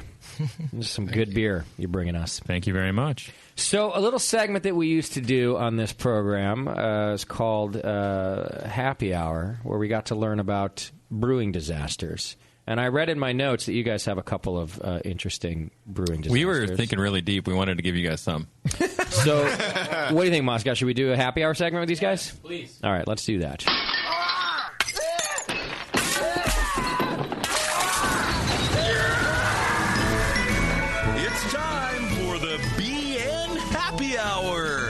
Yeah, this return of the happy hour is brought to you by Creature Comforts Brewing Company out of Athens, Georgia. You got some free advertising. Enjoy. Thank you. And now, let's see who f***ed up this week. Oh, I think the sponsor fucked up this week. Here we go. All right, so give us an idea. What happened? Well, which note are you looking at? We gave you a few. Let me see. The one I like, I think, the most, I do have a couple here, is... Shit happens. Yeah. Straight up. Let's see. Well, I think I like the carb stone. Oh, yeah. That happened not too long ago. Yeah, that was unfortunate. Yeah. It's still fresh in your mind. Tell us about the carb stone whose incident. fault was it? We're not going to throw anybody in the bus. We're a team. We don't. This is all about the bus. Wait till you've been around for 10 years and talk to me about team. Not on our team. It was my fault. I'm Spartacus. So tell me about the carb stone incident. It was an interesting situation. Did you discover it in the morning? Yeah, I came in and just to back up a little bit, where does a carbonation stone live in a professional brewery, and what is it there to do? So you carbonate a beer by forcing CO2 through a very small pour in a stainless steel stone or a ceramic stone, and it dissolves in. As long as the beer is cold and it's under pressure, it's going to take the CO2 up. So it's in a bright tank. It's a big tank. You call it bright because it's about ready to go into a package. It's not clear, or it's not turbid. It's pretty bright and clear. Okay. So get it in the morning. Somebody left it on overnight, which is actually a super dangerous situation. If you leave something introducing pressure into a tank, and for example your pressure relief valve fails, then I've read about people have exploded tanks, and you can hear it from 10 miles away. What size tank is this? This is a 60-barrel bright tank. And how long would it normally take to carbonate a beer this way? 5-6 hours, something like that. It's pretty quick. Yeah, if you're going really slow, maybe a little more, and it's actually better to go to slow. You're going to save a little bit of aroma. That's something we focus on. But somebody left it on overnight. The pressure got really high. dry, and for whatever reason, the pressure valve did not execute its job. And so the door gasket was leaking beer pretty steadily when I got in. And which is lucky in a sense, because over the rating in the tank, I bet, right? Yeah. So the gasket failed before the tank. Right. Thank God. Yeah. Once the stainless steel fails, you're talking about quite a lot of pressure, a bad tank. But it's completely disastrous. It happened at a brewery in the South I won't mention, but it blew the roof off of the place. Like it's a dramatic explosion. And so give me an idea. You come in and it's leaking from the manway cover, and now by leaking, it's trickling or it's spraying across the room. It's like a water hose when your thumb's over it. Yeah, okay, that's about right. Yeah, it's shooting a steady stream, but and about that volume as well. Maybe a little bit less. Okay. Yeah. Who saw it first? I got in. And did you immediately do something, or did you call over other people for? This is the guy we call. I was half a cup of coffee in, just like, God damn it. Now I can also picture you standing there with your cup of coffee, not moving for a moment, and just going, "Oh shit!" Well, that tank's about to explode. Why am I going to walk up to it? He's not standing there too close. I mean, that manway could go flying. At that point, you cut off the CO2. It's been stable for hours and hours. Maybe there's a slight chance that something's going to happen at that point, but would have happened by now. Most likely. But we were able to clean a tank and kind of move it out, and the beer was okay. It was overcarbed. Did you instantly know when you saw it what the culprit would be? You look at the valve and it's open. And it's still on. I mean, so you go over quickly and shut it off. Close it, and then you kind of walk away. You freak out for a second because you're half awake, and then you're like, all right, I got to do something about this. Was there a worker sleeping next to the switch? I wish it was. I don't know. You could point to that. It was just mindlessness, but Blake threw you under the bus about the juice. Yeah, it's okay to say that Blake fucked up the carb stone. So, how much beer did you lose? Not this time. Did we look at it even afterwards? It must have been less than 5 barrels. Yeah, I think. Otherwise, the bean counters would have. We basically our team. So our team messed up. Yeah, and we've got about 11 people full time in the production staff now. I would argue that we've got one of the smarter brewing teams. Period. We have a lot of extremely smart individuals, and it's pretty awesome because most of them, I think only one actually have any experience in production brewery before this job. Just a bunch of really, really smart dudes, and so we're all really quick problem solvers. That's what we do. So I wasn't even there. I think I was brewed the late shift, so I got off late, so I was coming in late the next day, and coming in, and people are, I saw the stream, and it's like, yeah, we're about to do this and this and this, and I was already walking into answer mode. So our guys had figured out that they had just finished packaging, I think the day before, on another 60-barrel Bright. They did a quick CIP on it, transferred the beer over, saved the beer into another tank, and then went back and figured out the issue with that tank that we were having a problem with. So the beer was fine. Saved the beer. Except overcarbonated, like you said. Yeah. Which you could fix, right? But it was actually pretty cool for us because we had never carved up. It was Athena that was the beer, which is our Berliner Weiss. It's spritzier than usual. Yeah. And we were like, that's a beer that's traditionally going to have more carb. And it was like, sweet, this is what this beer tastes like with more carb. And we never really experienced that before. And that gave us a lot of thoughts of maybe how we present that beer in the future. But it was actually worth checking out. Is a person who left the valve on still with the company? Oh, of course, yeah. And I assume that this mistake has never happened again. No, we hope to never repeat our mistakes. But my philosophy is, if you own up to your mistake, then you're fine. You know? This when you try to bury a mistake, that there's there's a little bit of malice, and that's not okay. And I feel like so that's a dangerous mistake, but I also feel like it could happen. Like it's just it's just one of those things. Mistake. It's one small thing, and you're headed out the door. You did the other 10 things, and you forgot the one valve. Yep. Right. I'm just saying it's the PRV explainable. failed. I mean, there's that too, right? It's really not your absolute fault. Did it make you go check the rest of your pressure release valves? So we take them off. You test them almost every time. It's just crazy. If they blow and it gets a little foam in there, it can get kind of sticky, and then they screw up every once in a while. So it's not a perfect system. And So. You fail as a team, and the team failed. Right. But then the team won when we fixed it. Who went to Tony Robbins and got the whole team concept? I've heard this before. I think they just like each other. You're just in the trenches all day. The team can't do this because the team did this and the team did that. Well, I mean, when you're on a 30-barrel brew house or even larger or smaller, I would imagine like nobody is making the beer. I mean, it touches several hands before it gets to anybody that's drinking that beer. You guys should wear gloves. That's fucked up. So, like, it's crazy to think that any one person is responsible for that beer. It's absolutely everybody involved. No, but it's actually kind of good the way you guys think of it as the team. Yeah. The team fails, everybody fails. Where in a lot of companies, or it's like, who's to blame? Point. And you can't do it that way. Well, the team's doing well. This next beer is awesome. Are you guys doing some sort of voodoo or something? Because the beer keeps getting better. Is that the alcohol? Stronger and stronger as we go. Yeah, this beer is actually the only bottle release we've ever had. It was that 3-month window when the law changed before they updated a new regulation. So this beer has quickly developed a little bit of a cult status. It's called See the Stars. It's a imperial stout. It was the first beer we brewed after the first weekend we opened, and we brewed it. It's a big, gnarly stout. It was originally about 90 IBUs. It's got a little bit of smoked malt in it, roasted malt. It's just a big stout. It's 10.9% in the bottle, and what we did is we took Willet bourbon barrels, sent them to a friend's farm in New Hampshire, got them to age maple syrup in those barrels for 4 months, drained the maple syrup out, sent them back to us, and then put the stout inside and aged for a year in the barrel. Wow. Nice. What a great idea. So it's got a lot of maple sugar in there and sweetness, but we really tried to think ahead and balance that out with that smoke and bitterness that we're going to add from the IBUs.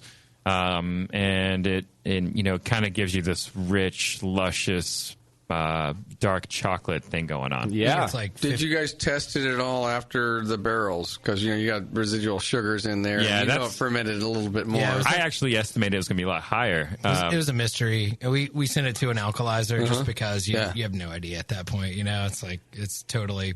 We thought it was going to be 13 or so. So, yeah. So what did the barrel add to it? Alcohol wise? Yeah. Maybe like 0.4, 0.2, not much at all. Wow, really? It seems like the maple syrup absorbed a good amount of that straight bourbon that you were going to get. Right. So then once we actually got it, we only got alcohol contributed by the maple syrup still left in the barrel. So it really didn't add a whole lot. The maple syrup comes across as great melanoidin, too. Yeah. So it's not just like a sweet maple syrup. Well, we also, for this beer, we boiled for like 14 hours. Oh, you're kidding. Yeah. Well, then there's melanoid. Yeah. What kind of melanoid? I get more like honeydew. Oh, sorry. I'm on Facebook. I'm not. And I actually wanted to ask you, JP, because we've been disagreeing about what is subtle and not. I think the smoke in this beer is subtle. I'm curious. In the aroma or the flavor?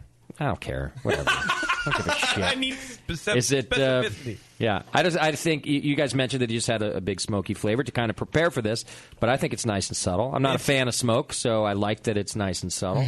I would say it's subtle to semi-aggressive. Okay. Which I like. Yeah. But I think it might be, well, I don't know. Maybe I'm having a problem differentiating between the smoke and the roast malt, because sometimes those can kind of like help each other and elevate that kind of that fine line between the two. There's also the char from the barrel. You're going to get some of that through there, and I'm getting a lot of that. But it's I still wouldn't call it the maple syrup really comes through. Yeah.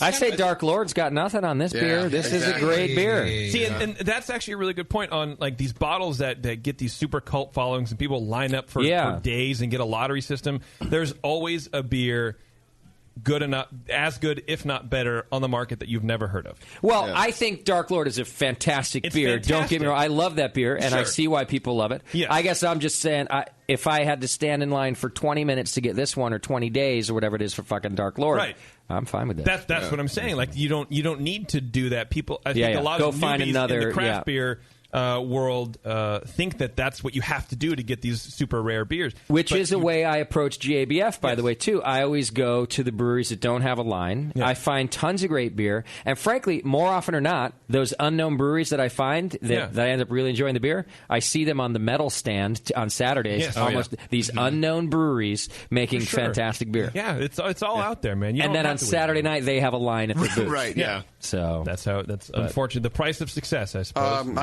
I see the cult following for this one. Definitely. Yes, it's delicious. Yeah. If you're out there, stand in line for this thing. What's it called? It has you and the Rare Barrel and your goddamn names. Yeah, so this one... See the Stars. Yeah, the name comes from a Ralph Waldo Emerson quote that actually Adam was a big fan of. Of course it does. When the night's darkest, men see the stars. Oh, that's good, actually. Yeah, I like that. Yeah. And it's got like a weird alien on it. Yeah, so... The original inspiration for Creature Comforts, David, our partner, his friend made these crazy creature drawings when they were in college. Oh, okay. So we didn't use that, initially. It's sort of... I think it looks great. It's the bizarro world that, our sort of more rare bottles reference. We're the creatures, and we're enjoying the creature comforts. So I think it's super cool. That's him. Looks good on there. What is it? Just like holding a Christmas tree or a pile of candle, shit or something I think. like that. Yeah. It's a candle. Flaming pile of shit. It's like a flaming wax stick. That thing, yes. I don't know what alien shit looks like. It could be that. Fire. That's what I never understood about poetry. So what is it? When it's the night is darkest, men see the stars or whatever? Isn't that just saying, like, when you put your shoes on, your feet won't step on glass? It's like a metaphor. It's a metaphor. You got to go farther than the literal interpretation. I don't have to.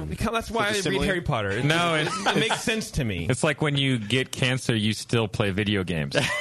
That's poetry. That spoke to you, didn't it? That's his life. Yeah. Bringing it home, buddy. That man's a fucking poet. You're about to cry. I am crying. I'm actually crying. Yes. Wow. I think it's a leaky heart valve, though. That's the smartest thing I've ever heard on this show. Yeah. All right. I think Tasty was just voice texting. He didn't out of context. Did I say that out loud? Look, we are running out of time. We have a few things left to do. We're going to take a fast break. Just a couple sponsors to play. When we come back, we got to do beer news. We got a game to play. Let's just do the game. Screw the news. I will skip the news. Yeah. We'll come back. We got a brand new game that we're going to play. I'll tell you what we need. We need 4 callers. So 888-401-BEER, 888-401-BEER. Call now. Bevo, the first 4, she's going to put you on hold, and we're going to play this new game with the Creature Comforts guys. And we're going to drink more beer. Hey. And probably going to catch a bigger buzz than I have right now. Let's do it. We got a little time left to do that. Hang in there. It's The Session with Creature Comforts. We'll be right back.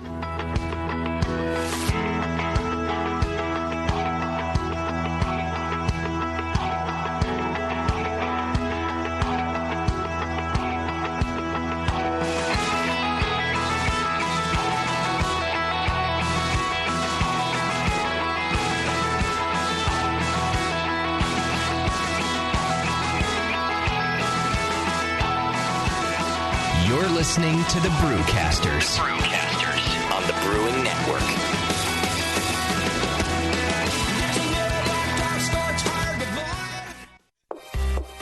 Beer tasting games that train your palate, a brewery locator, and the brand new interactive beer style guide. These are just a few of the awesome things you'll find on craftbeer.com. The style guide is a beautiful example of technology in beer. Browse beer style families or turn on the automatic beer style finder and explore beer through color, bitterness, ABV, aroma, and flavor. It's really the coolest way to explore every beer style besides having them all in front of you. Go to craftbeer.com and click on Beer Styles to start the guide. Plus, enjoy the rest of craftbeer.com, the Brewers Banter blogs, beer education, how to host a beer tasting, and the invaluable Draft Quality Manual. Tons of great content that makes your beer better. Visit the new craftbeer.com right now and explore the website that brings you all the passion, camaraderie, and creativity of the craft beer community. Craftbeer.com, celebrating the best of American beer.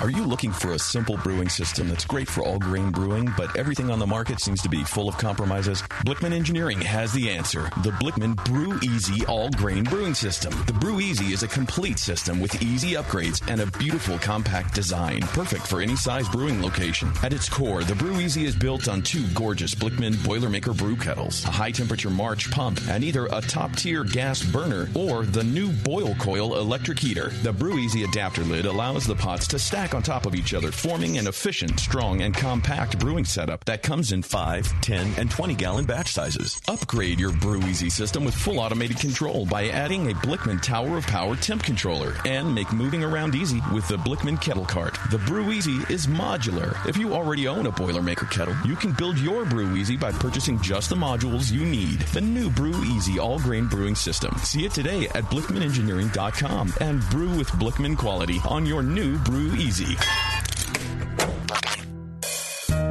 Williams Brewing is your online resource for prompt delivery of quality home brewing supplies. Since 1979, Williams Brewing has offered the finest equipment and the freshest ingredients, backed by the best customer service in the business. Do you like to mash using efficient fly sparging, but would like an easy way to heat your strike and sparge water? Enter the new Brewer's Edge electric mash water heater, a plug-in, anywhere, precisely controlled heater for strike and sparge water. Ditch the fumes and second burner and make mashing easy. Go to williamsbrewing.com today and browse their vast selection. That's williamsbrewing.com. Orders placed by 4 p.m. Pacific Time weekdays ship the same day. Brewing is easy the Williams way.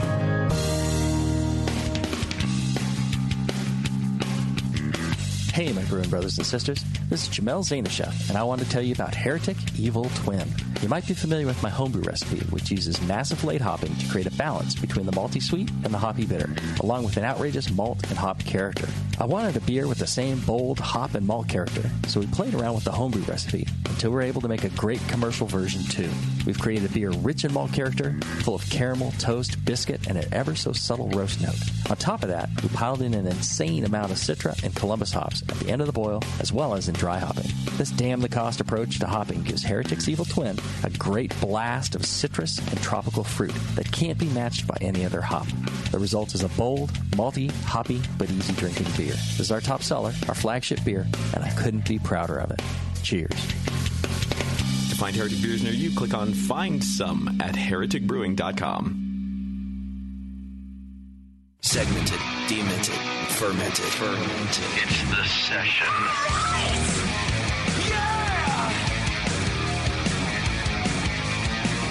Come on!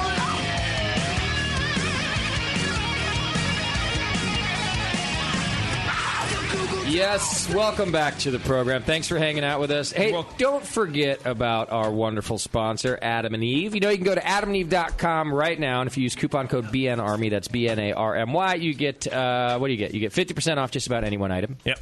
You get free shipping. Yep. You get 10 free DVDs. Yes. You get a prostate gift, massager? No. Well, a gift for him. Oh, maybe. So it could be that. Yeah. You get a gift for her, which is another thing. I don't know what. Yeah, a prostate massager? Yeah, that. You get something that goes looking for one. Yeah. And you get a gift for both of you. Oh, fuck. Which is what, like another chick? I think it's an hour of TV time. That'd be top of my list. An hour with the remote. An hour being left alone with the remote. I think it's a coupon for get out of cuddling free. Yes, that's a gift. What I get for one of those? You get all that by using coupon code BNARMY, BNARMY, over at adamandeve.com. I love your hair, by the way. So, yeah, is it sticking out right? It's amazing. Oh, yeah, look at that. Is that all Kramered? You got some good curls. I'll show you right Nice. now. Oh, wow. Can I have a look? Here. No, don't fucking touch it. Hey, is that any better than commenting on his beard? I can't see what it's doing. Oh yeah, it's a little bit. It's like I'm like a dumb Kramer. You're like a shitty rockabilly guy. Yeah, I went for that look today. I hairsprayed it that way. I was like, when I was leaving my house, I was like, you know, it would look good. Shitty rockabilly. You can't afford pomade, so you fucking hairspray. Amazing. Yeah, used vinegar and wax. I don't know what it was. All right, we're gonna play a new game. And vinegar and Are we going to mess this sounded one like up it would too? stick together well. It's a new game. I know. God. All right. So Bevo is sorting out right now who our contestants are, and really, the contestants don't actually get to play with us. We're going to play for them, at least in this first edition of our new game. So I'll work that out here with Bevo in just a minute. Moscow, explain our new game to us. There is a particular beer score website that for now shall remain unnamed, but when you pull it up, it will give you a score of a beer. You'll see it right at the top. There's two big red numbers that are assigned the beer, 1 to 100. One is the sort of consensus, and the other is the bros score, or whatever they call it. We're just going for the main score, the red number assigned to any given beer on this very popular beer rating website. So it's the beer score game. So one is crowdsourced, and the other is like employee based or whatever. And we're going for the crowdsourced number. Yeah. Well, yeah. Okay. Is that's what the bros are? So what the people? Oh, the people. I see. But we want the one that the people have evaluated. It's considered to be the main score. Really. Okay. Yeah. So any beer is rated on a scale of 0 to 100. That's right. Okay. So here we'll do a couple calibrator beers just so you guys kind of know where we're at. So Sierra Nevada Pale Ale is at 91. On this particular website. Okay. Are we going to guess these scores? Yeah, I got a list of beers. Yeah. Wait I for can it. Do this. Giving you some calibration right now. Right. Fat Tire coming in at 82. And Coors Light coming in at 51. Wow! What? That shit. Let me get on that site right now, Moscow. PM me that. Cause, What about PBRs? 51. PBR is going to be part of the game. All right, so now the way it's going to work is we're going to... All right, so those are our calibration beers, and then go ahead. So we're going to guess our own... Yeah. The hosts in this room and then the guests, of course, too, are going to guess the number, and basically the closer you are, the better. So say, Justin, you guess 85, and the actual score is 80. Well, your difference is 5. The person with the lowest score at the end of the game is going to win. Is it like, Price is Right, where you can't go over? No, he's just going to tally the difference for the whole game. So over 5 beers. Oh, so my your difference margin is of error? My difference is 5 on the first beer and 5 on the second beer and 5 on the third beer. My score is 15. Exactly. And we're going to so the lowest score wins. Yes, and we're going to do 1, 2, 3, 4, 5, 6, 7, 8. We're going to do 8 beers, and I have a tiebreaker if necessary. Okay. We've played this game at our brewery before. Oh, you really? Well, we didn't do the tally the same way, but our CEO one day was like, you know what? If you name a style and give me the beer and where it's from, I can tell you the point within 3 points. Wow. He nailed every single one. Is that because he's a major user of websites like that, or just because he felt accurate at scoring beers? Because he understands the industry. Because so much of it is, you can have... Think about this is like you can have a bangin' amber ale, and it's not going to be a 99. Yeah, okay. Because nobody cares about amber ales that much. Sure. So it's really interesting. Just like Coors Light could be an amazing American light lager, but it's going to have a score of 51. Right. Okay. All right. I'm going to do so bad at this game. This is, I'm pretty bad at games as it is, but this is going to be my worst. Because you vote emotional. Well, for the very reasons that Blake pointed out. If you're familiar with this website, you'll know those weird things that what people will do when they hate something, even they won't give it a good number. Well, so let me do this because like hate beer. I'm going to assign our listeners to different people. Are you familiar with this website, Tasty, and how it works? Do you feel that you'll be good at? No, barely. Okay. Barely. I wouldn't be good, but who is going to be good? Yeah. I'm going to dominate everything. Yeah, you're good at this one. Yeah, I'm great at most things, really. Blake and Adam, I'm going to have you guys play as a team. Cool. Should we get your CEO on the line? Is he calling in? No ringers. No ringers. Call in? I should have. Well, all right. So we have 4 contestants, right, on the phone. So only 4 of us are playing for them. I don't think I should play for anybody. I think that would be a bad. So you and Beardy are together. Tasty, I'm making you go solo. JP solo and Creature Comforts together, and I'm going to play, but I'm not playing for anybody because that's a handicap. You play with yourself. I'm just going to play with myself. You're best at that. So let's see. Who do I have here? HH from Athens, Georgia. You're playing for him, Creature Comforts. Hey. Yeah. All right. So we got HH. That guy's been in the chat room talking so much shit about your beers, dude. I'm sure. I'm kidding. I'm just. So let me do this. HH is with CC. Who's HH? I want to know. JP, you're going to get AG because he's from Texas. Oh, So, all right. That's AG gets JP. You're playing for him. I'll show you how a proper public school education gets you, dude. Let's see. Beardy and Doc, you're going to play for Nick, who's from Fairfield. California? California? Yeah. Oh. And Tasty, you're going to play for Joe in Iowa. All right, Joe. Yeah. Joe Biden? Yeah. No. Yeah, he's a big he fan. lives in Iowa. He needs help. Mm-hmm. That's Yeah. for sure. Joe Biden and Journey, they're our biggest fans. I don't know if you knew that. But they're Joe Biden's known to drink a beer and grope a woman or two. big. All right, so we got 8 beers. I assume that Moscow's got the score situation worked out. Let's play the beer score game. All right, the first beer is Deschutes Mirror Pond Pale Ale. Let's start with Justin. No calibration from other people's guesses. Yeah, good call. So I like that Blake just chimed in about how these sites work because it's going to help me a little bit. Because I would score Mirror Pond pretty high. But I think now people's calibration has changed a little bit. It's not really a West Coast pale ale anymore. Well, never was, I mean. People are going to judge it against a West Coast pale ale instead of like an English pale ale. I'm going to say it's a 82. 82 on my Mirror Pond. JP. Mirror Pond is a pale ale from Deschutes Brewery. Yes. In Oregon. 82. Well, okay. People really like that beer. They do. I That's don't know true. why. It's a very spicy U.S. pale ale. Is it? No. Well, anyway, I'm going to say, fuck you, 80. I'm going to say 84. Okay. Yeah.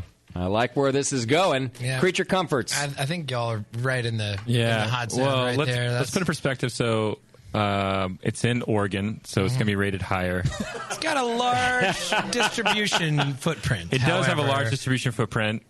People really like Deschutes. It's got a lot of backbone to it. As going far higher as than 84? well, so I mean, Sierra Nevada's got a 91. That's great, but Sierra, Sierra has Guys, please stop fighting in front of us. It's not appropriate. Yeah. It's not air or dirty laundry here. Fucking awkward. I think the Mirror Pond. I think we can do like an.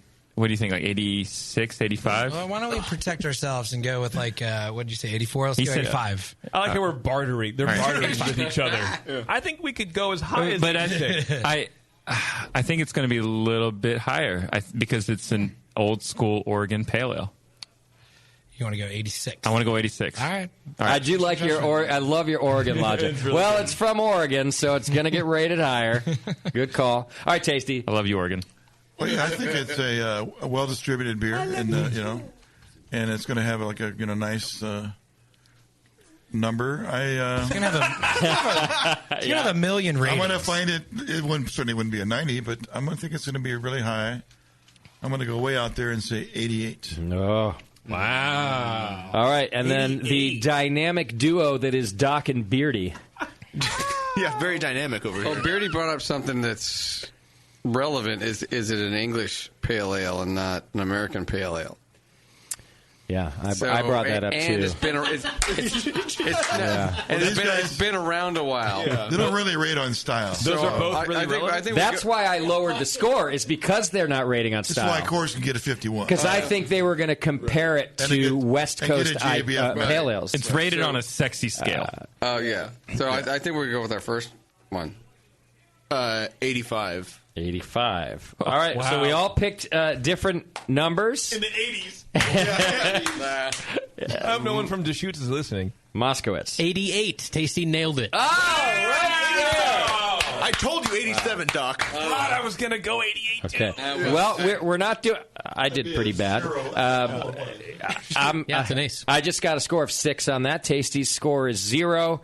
JP is a score of 4. Creature Comforts is a score of 2.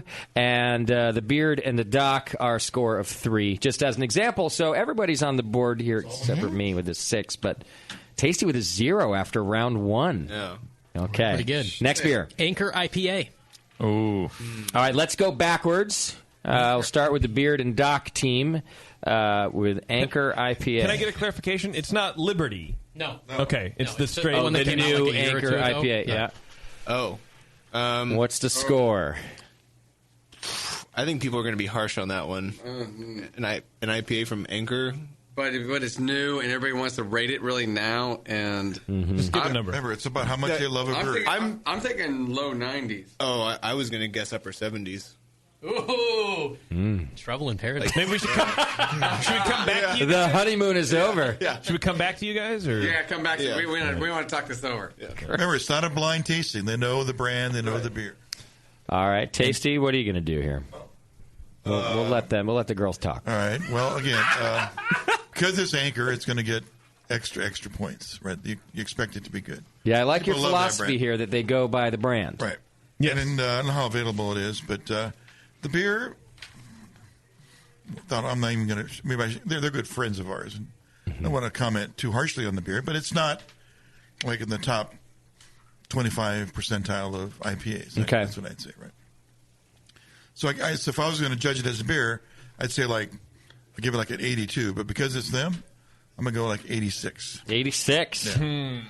All right. I'm going back to Beardy and Doc now, and I want to give them the advantage of listening to everybody. You were supposed to go first, so give us a number. Oh, I wasn't listening to what they were saying. It's perfect skill. Yeah. I think you should be married. Yeah. Oh, I've had years to perfect this skill. Yes. Are you going to let me just... Yeah. Okay. Yeah. I'm going to say 79. Okay. Creature Comforts. All right. This one, it came out, and it was. I was excited because. Wait, when did this come out? Can we ask that? 2 years. 2 years. 20-ish. Yeah. It was. It was after Fritz left, and love Anchor. It was a little malty for me, honestly. Yeah, so can we throw a caveat out that this is not at all adhering to quality of the beer, but Nor is it the score you would give. Right. This is the score we think it has. Right. Did we say any of that? No. I actually think that this is not going to be a really well-rated beer on this site. I think it's not a sexy execution for IPAs these days and what people are really looking for in the IPA category.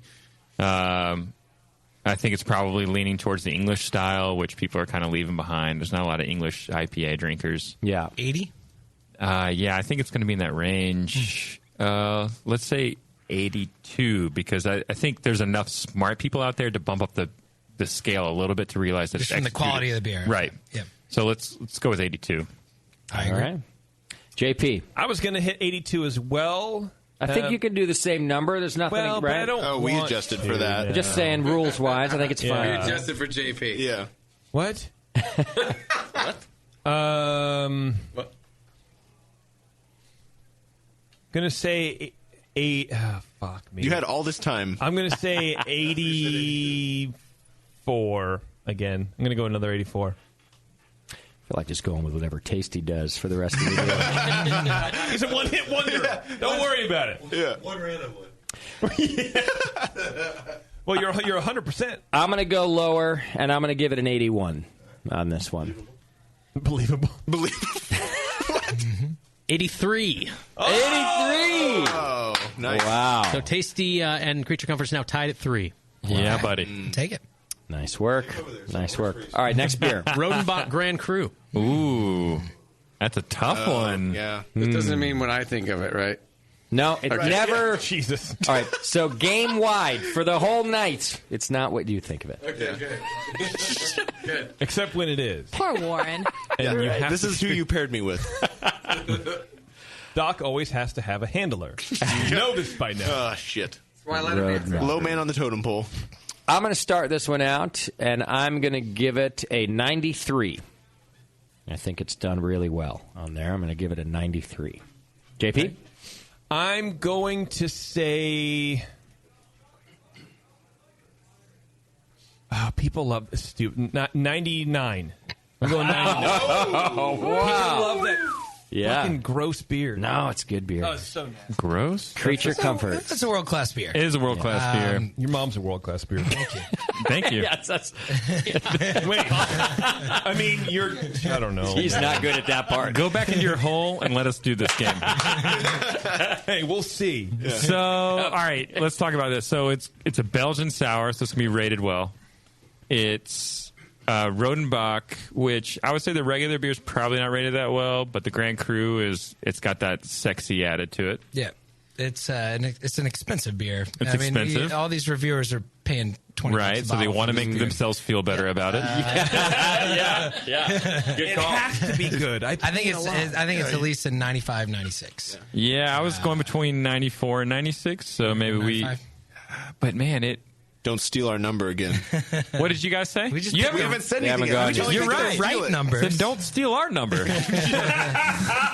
Let's go with 95. Yes. All right. Tasty? Wow. Man, I was going to go 95, but that you can. Well, I can, except it'd be like changing score. Oh, sure. Yeah. We're still. I'm going to go 94, thinking it might be 3 or 4. Okay. And the beard. 96, I think, is what we're going to go with. Okay. All different scores. Again. Well, I don't know what Doc Ever is thinking. I think I'm right on we this talked one. about it. I think I'm spot on. I think it's 93. 95. So that Creature Comforts now in the lead, staying at 3, Tasty up to 4. We play this game all the time. This is it's still anybody's game. You can have wild swings on one beer in this game. So no one's out of it yet. Doc and Beardy at 8, JP at 9, Justin at 10. At 9? We're still in it. Yeah. That's fucking bullshit. All right, next beer. Gordon Biersch Blonde Bock. Oh, now we're getting hard. That's a hard one, yeah. Like excited or like this is difficult? We've been hard. Boy, are we hard. Yeah. I mean, I like that beer too, but Dan's a great guy. yeah. Not many people know that style, so Yeah, that's why I think this is going to be judged harshly. Like that Rauch beer competition we had. Oh, sorry. There was some harsh judging. What? Yeah. All right, I'll start just to keep things moving. I need other than a Coors Light, I need to know a craft beer that got rated like in the 60s or 70s to help calibrate this.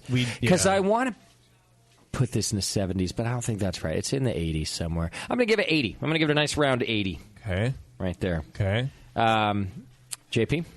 I'm going to say, fuck you is what I'm going to say. 86. Okay. Yeah. Is this like the spelling bee? Can we ask how many the ratings there are? No. Nope. Too late. No? Use it in a All right, sentence. What's the what is the beer again? Gordon Biersch Blonde Bock. Gordon Biersch Blonde Bock. Mm-hmm. It's like any Gordon Biersch, like there's a million of them, right? No, but it's the Blonde Bock. It's like they're pretty sweet. Only one brewery does the commercial. All right, so this people like it actually because it's strong. This is not going to be a well-rated beer. Okay. Because the people who like it to be strong are not the people who are writing reviews on a website. Okay, good call. Too drunk. 75? I can go down to 70, maybe. No, that's too low. I think it's going to I would say I'm going to average it I would say 77. Wow. That's what I was going to pick. I'll go with it. Gonna go with it. All right. Tasty? I think the brand's going to carry it, though, so I'm going to go 82. Putting it up in the 80s with me and Ooh, JP. that's a big difference. Doc and Beard. So Doc wants to go with 72, so we'll let him pick this one. All right, so Doc's going on the low side there. I don't think that's a terrible guess. I do think people are going to not accurately rate this beer, but this one's an enigma. I don't know. It's really difficult, but it's not everybody's beer. A lot of people don't like it. Doc's just calling it at eye level for him. Thanks a lot, man. All right, what is it? Man, Creature Comforts nailed it at 77. What? You guys are cheating. Someone's feeding you. Give me your phone. Put your phones on the table, down. Yeah, cheaters. So here's the deal. We're in the business CEO of is selling beer, texting you. and you need to know the market. Yeah, good call. Good call. Actually, this will be an interesting experience. We should always play with an in-studio brewery guest and see if the brewery guest always kills it for this reason. We also watch reviews like hawks. Okay. Okay. All right. All right, we're halfway through. We got 4 beers left. Oh, man. All right. Here we go. Next one's PBR. Here's where I really start. This is where you shine. I'm fucking around for now, but all right. You come alive. Time to turn it on right now. Beardy and Doc, you must go first this time. Actually, first, so don't take 10 minutes. Just figure it out. PBR. Remember, your calibration Coors Light got a 51. Right. So how many hipsters use this website? A lot. A lot? I would say, yeah. So that's going to factor in. That's going to factor in for sure. I don't think it's going to be in the 80s, though. I do. What? Doc thinks it's going to be in the 80s. Oh, because of the hipsters. All right, what's your number? Doc doesn't even know what hipsters are. Yeah. When was the last time Doc was a hipster? You think it means fat Back chips. when they coined that phrase. Yeah. Look at that hipster. Got a fedora on. Look at the hips on that hipster. Yeah, Doc, you are a hipster. You have a fedora on. You are officially a hipster. Actually, that makes you even more of a hipster. Yeah. Actually, please correct us on your hat he worked wear. at a haberdasher. Do you when he want was in his 82? 20s. Yeah. Okay, 82. Wow. You're a good compromise, Beardy. You are a good husband. Yeah, Well, no, this isn't even a married. compromise. This is giving him what he wants, so that way I can go to sleep later. I'm calling him all night. Dude. Tasty. What do you think? PBR. Well, I think could be some hipster swing effect there, although hipsters wouldn't find it that cool giving numbers to beers, I don't think. Right. They'd run from that, I think. Yeah. So I'm gonna go pretty low. I'm gonna go like 68. Okay. Mm-hmm. Damn you, Tasty. Tasty's throwing me a curve. Tasty's right. So my opinion, all right, so the guys who are going to think this beer is awesome are not the guys who are going to sit on a website and tell people how awesome it is. Yeah, they don't sing the praises of this beer on the internet. This is like a 65 to 68 beer. Yep, you're right there. Coors Light's at 51. I mean, but PBR's got a little more street cred. People love bit. Russians. They're winning awards now. Pabst is winning awards. Yeah, they did win Large Brewery of the Year. I saw your head It's snap, several Scott. times now. Yeah. I might go on the high end of 68, though. Maybe all the way to a 70. But Ooh, I would. No? I mean, you said 68, Tasty. So I mean, I would err. You're right. I'm 66 to 68. You got a nice lead. If you say 68, you can win this game. Actually, yeah, let's just say 68 because then he's the closest threat, and we won't have any differential. And then we're going to win. Yeah, all right. Yeah. It's science. Can I jump onto their 68. team? 68. All right, JP. Why? Because you can understand them? Yeah, No. they get me. Now with JP, I want your personal score and then your game score. Well, my personal score doesn't even fit in a range of 1 to 100. 109. Yeah.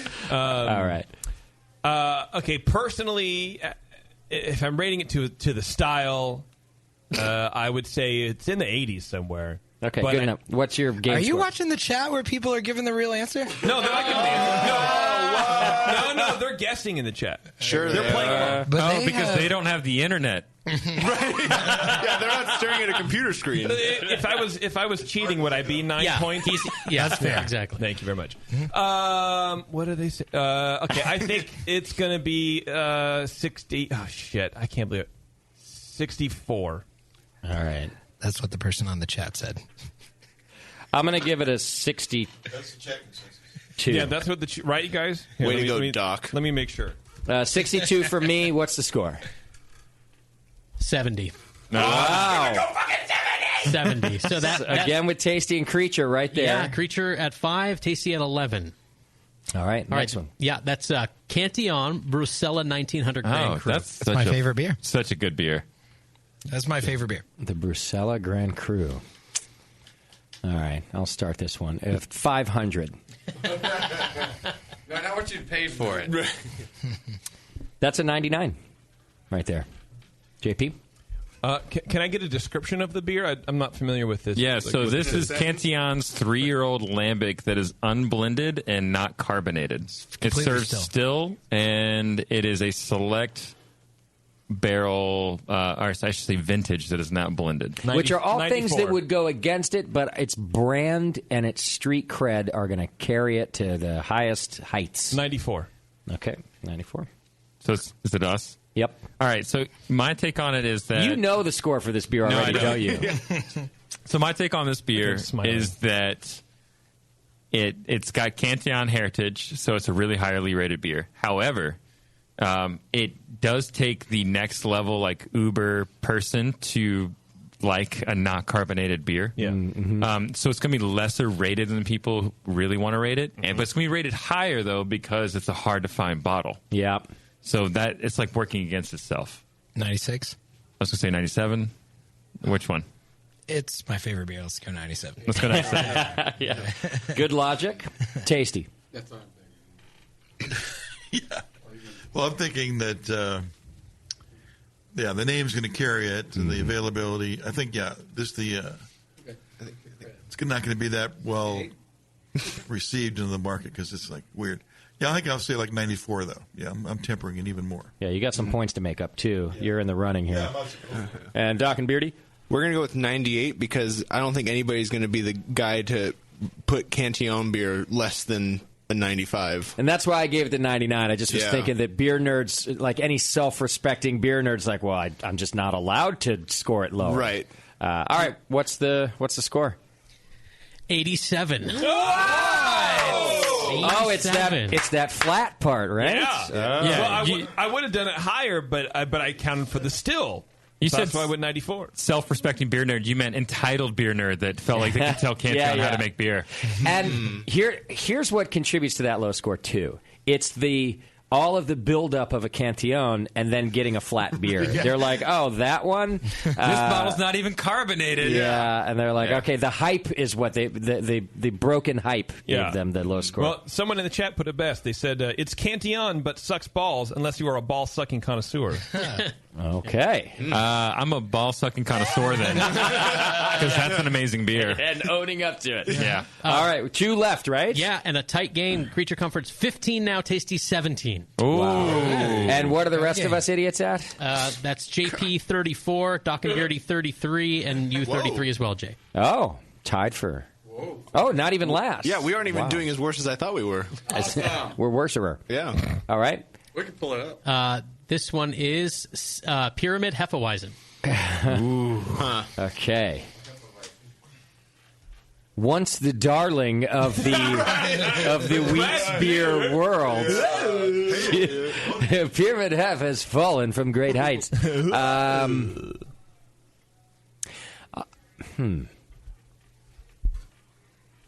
Wow. Do the beer nerds know what a German Hef should taste like by now? Is Pyramid Hef a German Hef, or is it American wheat? Yeah, this is the Kellerweiss. It tastes like an American wheat beer, in my opinion. But what I'm saying is it's going to be rated as, because it's called a Hefeweizen. Okay. It's going to be rated against one. Now, years ago, it would have been rated high, because it really was like the darling. But now, do enough people know what a German Hef tastes like? I'm going to give it a 77 from me. It's not a German Hef. JP. Yeah, I don't understand. The Pyramid Hefeweizen isn't a German Hef. Yeah. It's American wheat beer. Yep, I agree. Okay. And none of it's being rated style. I'm just giving you my logic of how I think people are rating it. It's called a Hefeweizen, so if they compare it to a German Hef, they're going to rate it low. Oh, I see. Okay. So that's why I give the low score. If they were to call it American wheat, I would give it a higher score. But my prediction is a lot of people are voting it against a German Hef. I just didn't see how those correlated. Pyramid Hef, and you gave it a 77. I think you're probably in the ballpark there. But I'm going to go 74. Oh, even lower. Yeah. All right. Creature Comforts. Do we even get it? No, we don't get Pyramid. Yeah. So Pyramid's part of the CBA, right? Craft Beer Alliance? Yeah. You guys don't get So it. they have the majority owned by Anheuser-Busch. It's Magic Hat. Is it AB? Yeah, it's AB with Magic Hat, Kona, all those guys. Can you pass the sour beer? It's the alliance of brewers, if you will. Right. So it's going to get a lower rating on the site because of that. Yeah. Okay. It's a Hef. It's going to get a lower rating. People are moving away from Hefs. Yeah, people don't like Hefs. I love them. I do. Really? Yeah. I hate Hefs. Yeah. Still put a lemon in your Hef? Not so no much. lemon. All right. I'm thinking like between a 73 and a 76. I think I'm going on the lower end of that range. Just the forces are against it. Let's call it a 74. Okay. Yeah? All right. Same score as JP. Tasty. Oh, was it? Yeah. Oh, sorry, guy. Hey, it's all right. I don't care. 71. You follow a winner. 71 from Tasty, Beardy, and Doc. 76. All right. A lot of close scores there. What is the actual? Let me get one on 10,000. 72. Wow, Tasty. Tasty is He just tied it up, right? No, within one. No, he's at 18. You guys are at 17. All right. Okay. What am I? Okay, so it you're comes 36. down to the last beer. Is this Final Jeopardy where we can bet all of our negative points? No, but I do have a tiebreaker in case of a tie. We did this for the drama. Yes. I was going to do a Creature Comforts beer, but forget it. That's not fair. No, it's not fair. We know it.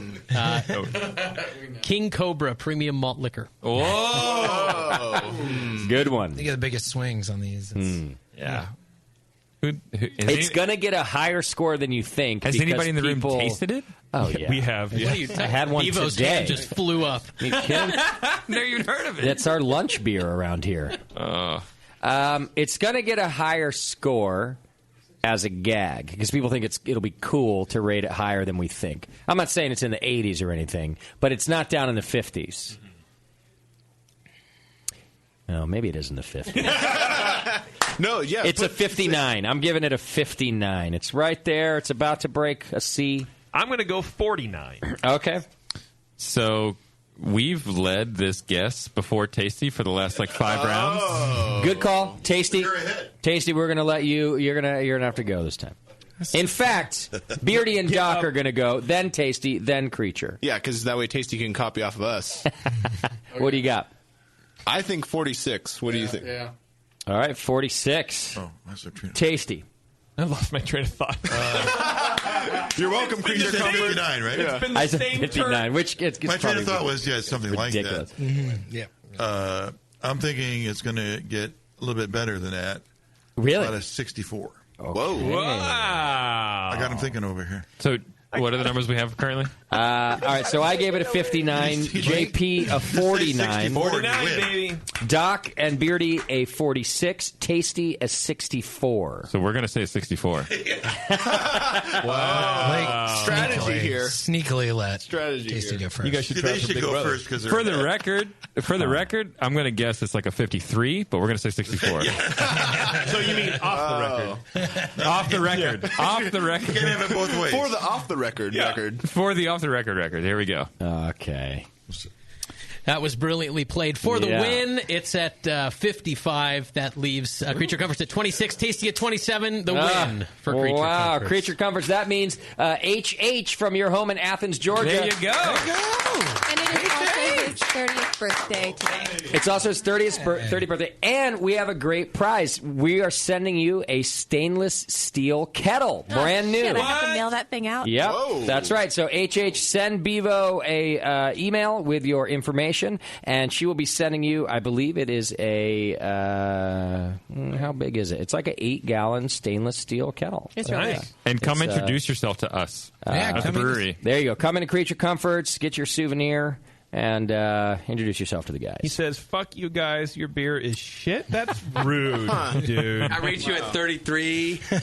Well played, everybody. Good game, Moskowitz. Good game. Just for the edification of the listeners, Doc and Beardy bringing up the rear at 46. JP and Justin tied at 42. And the Creature Comforts Tropicalia IPA that I was going to use is at 96. Mm-hmm. All right. I would have said 82.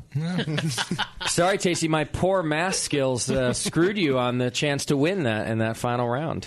I should have made them go first. And we can play the shit out of that game. There's an endless amount of beer. And Well, to be fair, the guess I said off the record was closer than the guess he you would have said. won by a lot more. Well, too bad you're chicken. Mm-hmm. Went with the strategic win. Says the guy who didn't win. Look who I was teamed with. Hey guys, it's been really uncomfortable tonight. Can we keep it happy? Shut up, Bevo. You're the one behind glass. Yeah, let's all just drink more beer. Shut it, Beav. All right, let's finish up our Twitter game and get out of here, shall we? Twitter game today was when is it appropriate to comment on a dude's beard, right? Yeah. All right. When it's wet. What did we have? Apparently when it's wet. Christian Smith says, anytime, as long as you follow it up by no homo, Brewer's Code. Okay.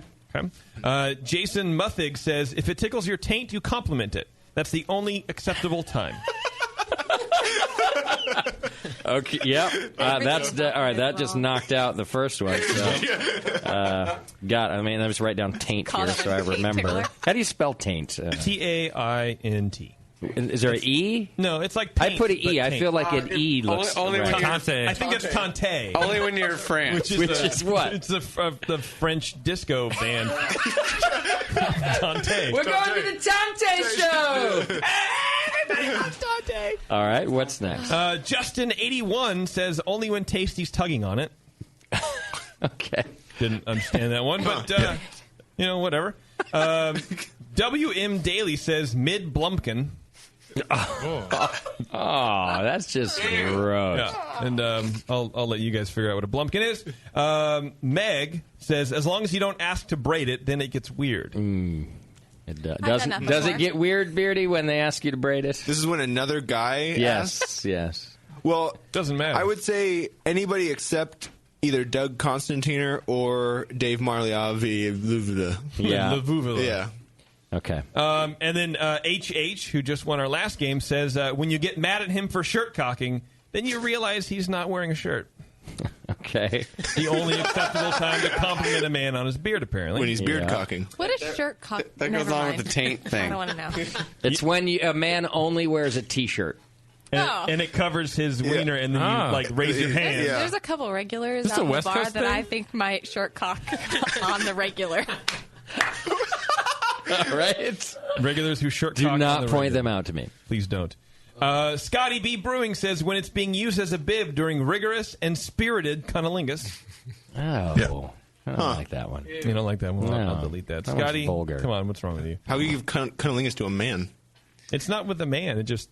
Oh, I thought the Twitter game was with a... When Yeah, a man like when a compliments. man should. So the man's just standing next to you doing that? Hey, nice beard. And going, yeah, nice. All right, then I'll put it back on the list. That's No, when you look down and a bearded man is looking up at you, then you're complimenting him. But could the woman not compliment you? No, because that's not the Twitter game. The Twitter game it has to be a man? The Twitter game is when is it appropriate for a man to compliment your beard? Sorry. So, yeah. I'm back. Yeah. Yo, dude. By the way. Mike says when trying to restore his ego after repeatedly telling him to shut the fuck up every time you see him. Oh, that one's good. So good, I can compliment his beard. Yes. Okay. Got it. KF says never beards are played out and disgusting. Okay. Yep. But I had to put that in there just because. Strong Rope Brewery says only when it's attached to Beardy, he's a god among men. All right. And I had to put that in there because it's so insanely inaccurate. And how many do you have left? Chris Rogers is the last one. Only true things get posted on Twitter, I think. Right. Yeah. Chris Rogers says when the beard in question is growing from the sad, disappointed face of Beardy. Okay.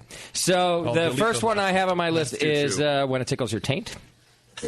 The next one I have is Mid Blumpkin? when you ask to braid it. Oh, okay. It's okay. Did I get that backwards? Yeah, I think that's right. When shirt cocking, but it's Shirt actually cocking. beard cocking. Yeah. And then finally, if you always say "shut the fuck up, Beardy," it's okay to It's okay to compliment him on his beard. When you restoring his ego? When I'm restoring his ego. Okay. So, those are our four. By show of hands, we're going to raise our hand as we go around the room. Not right now, Doc. You tell me when. Oh, shit. Okay. Okay. Raise your hand if the winner is when it tickles your taint.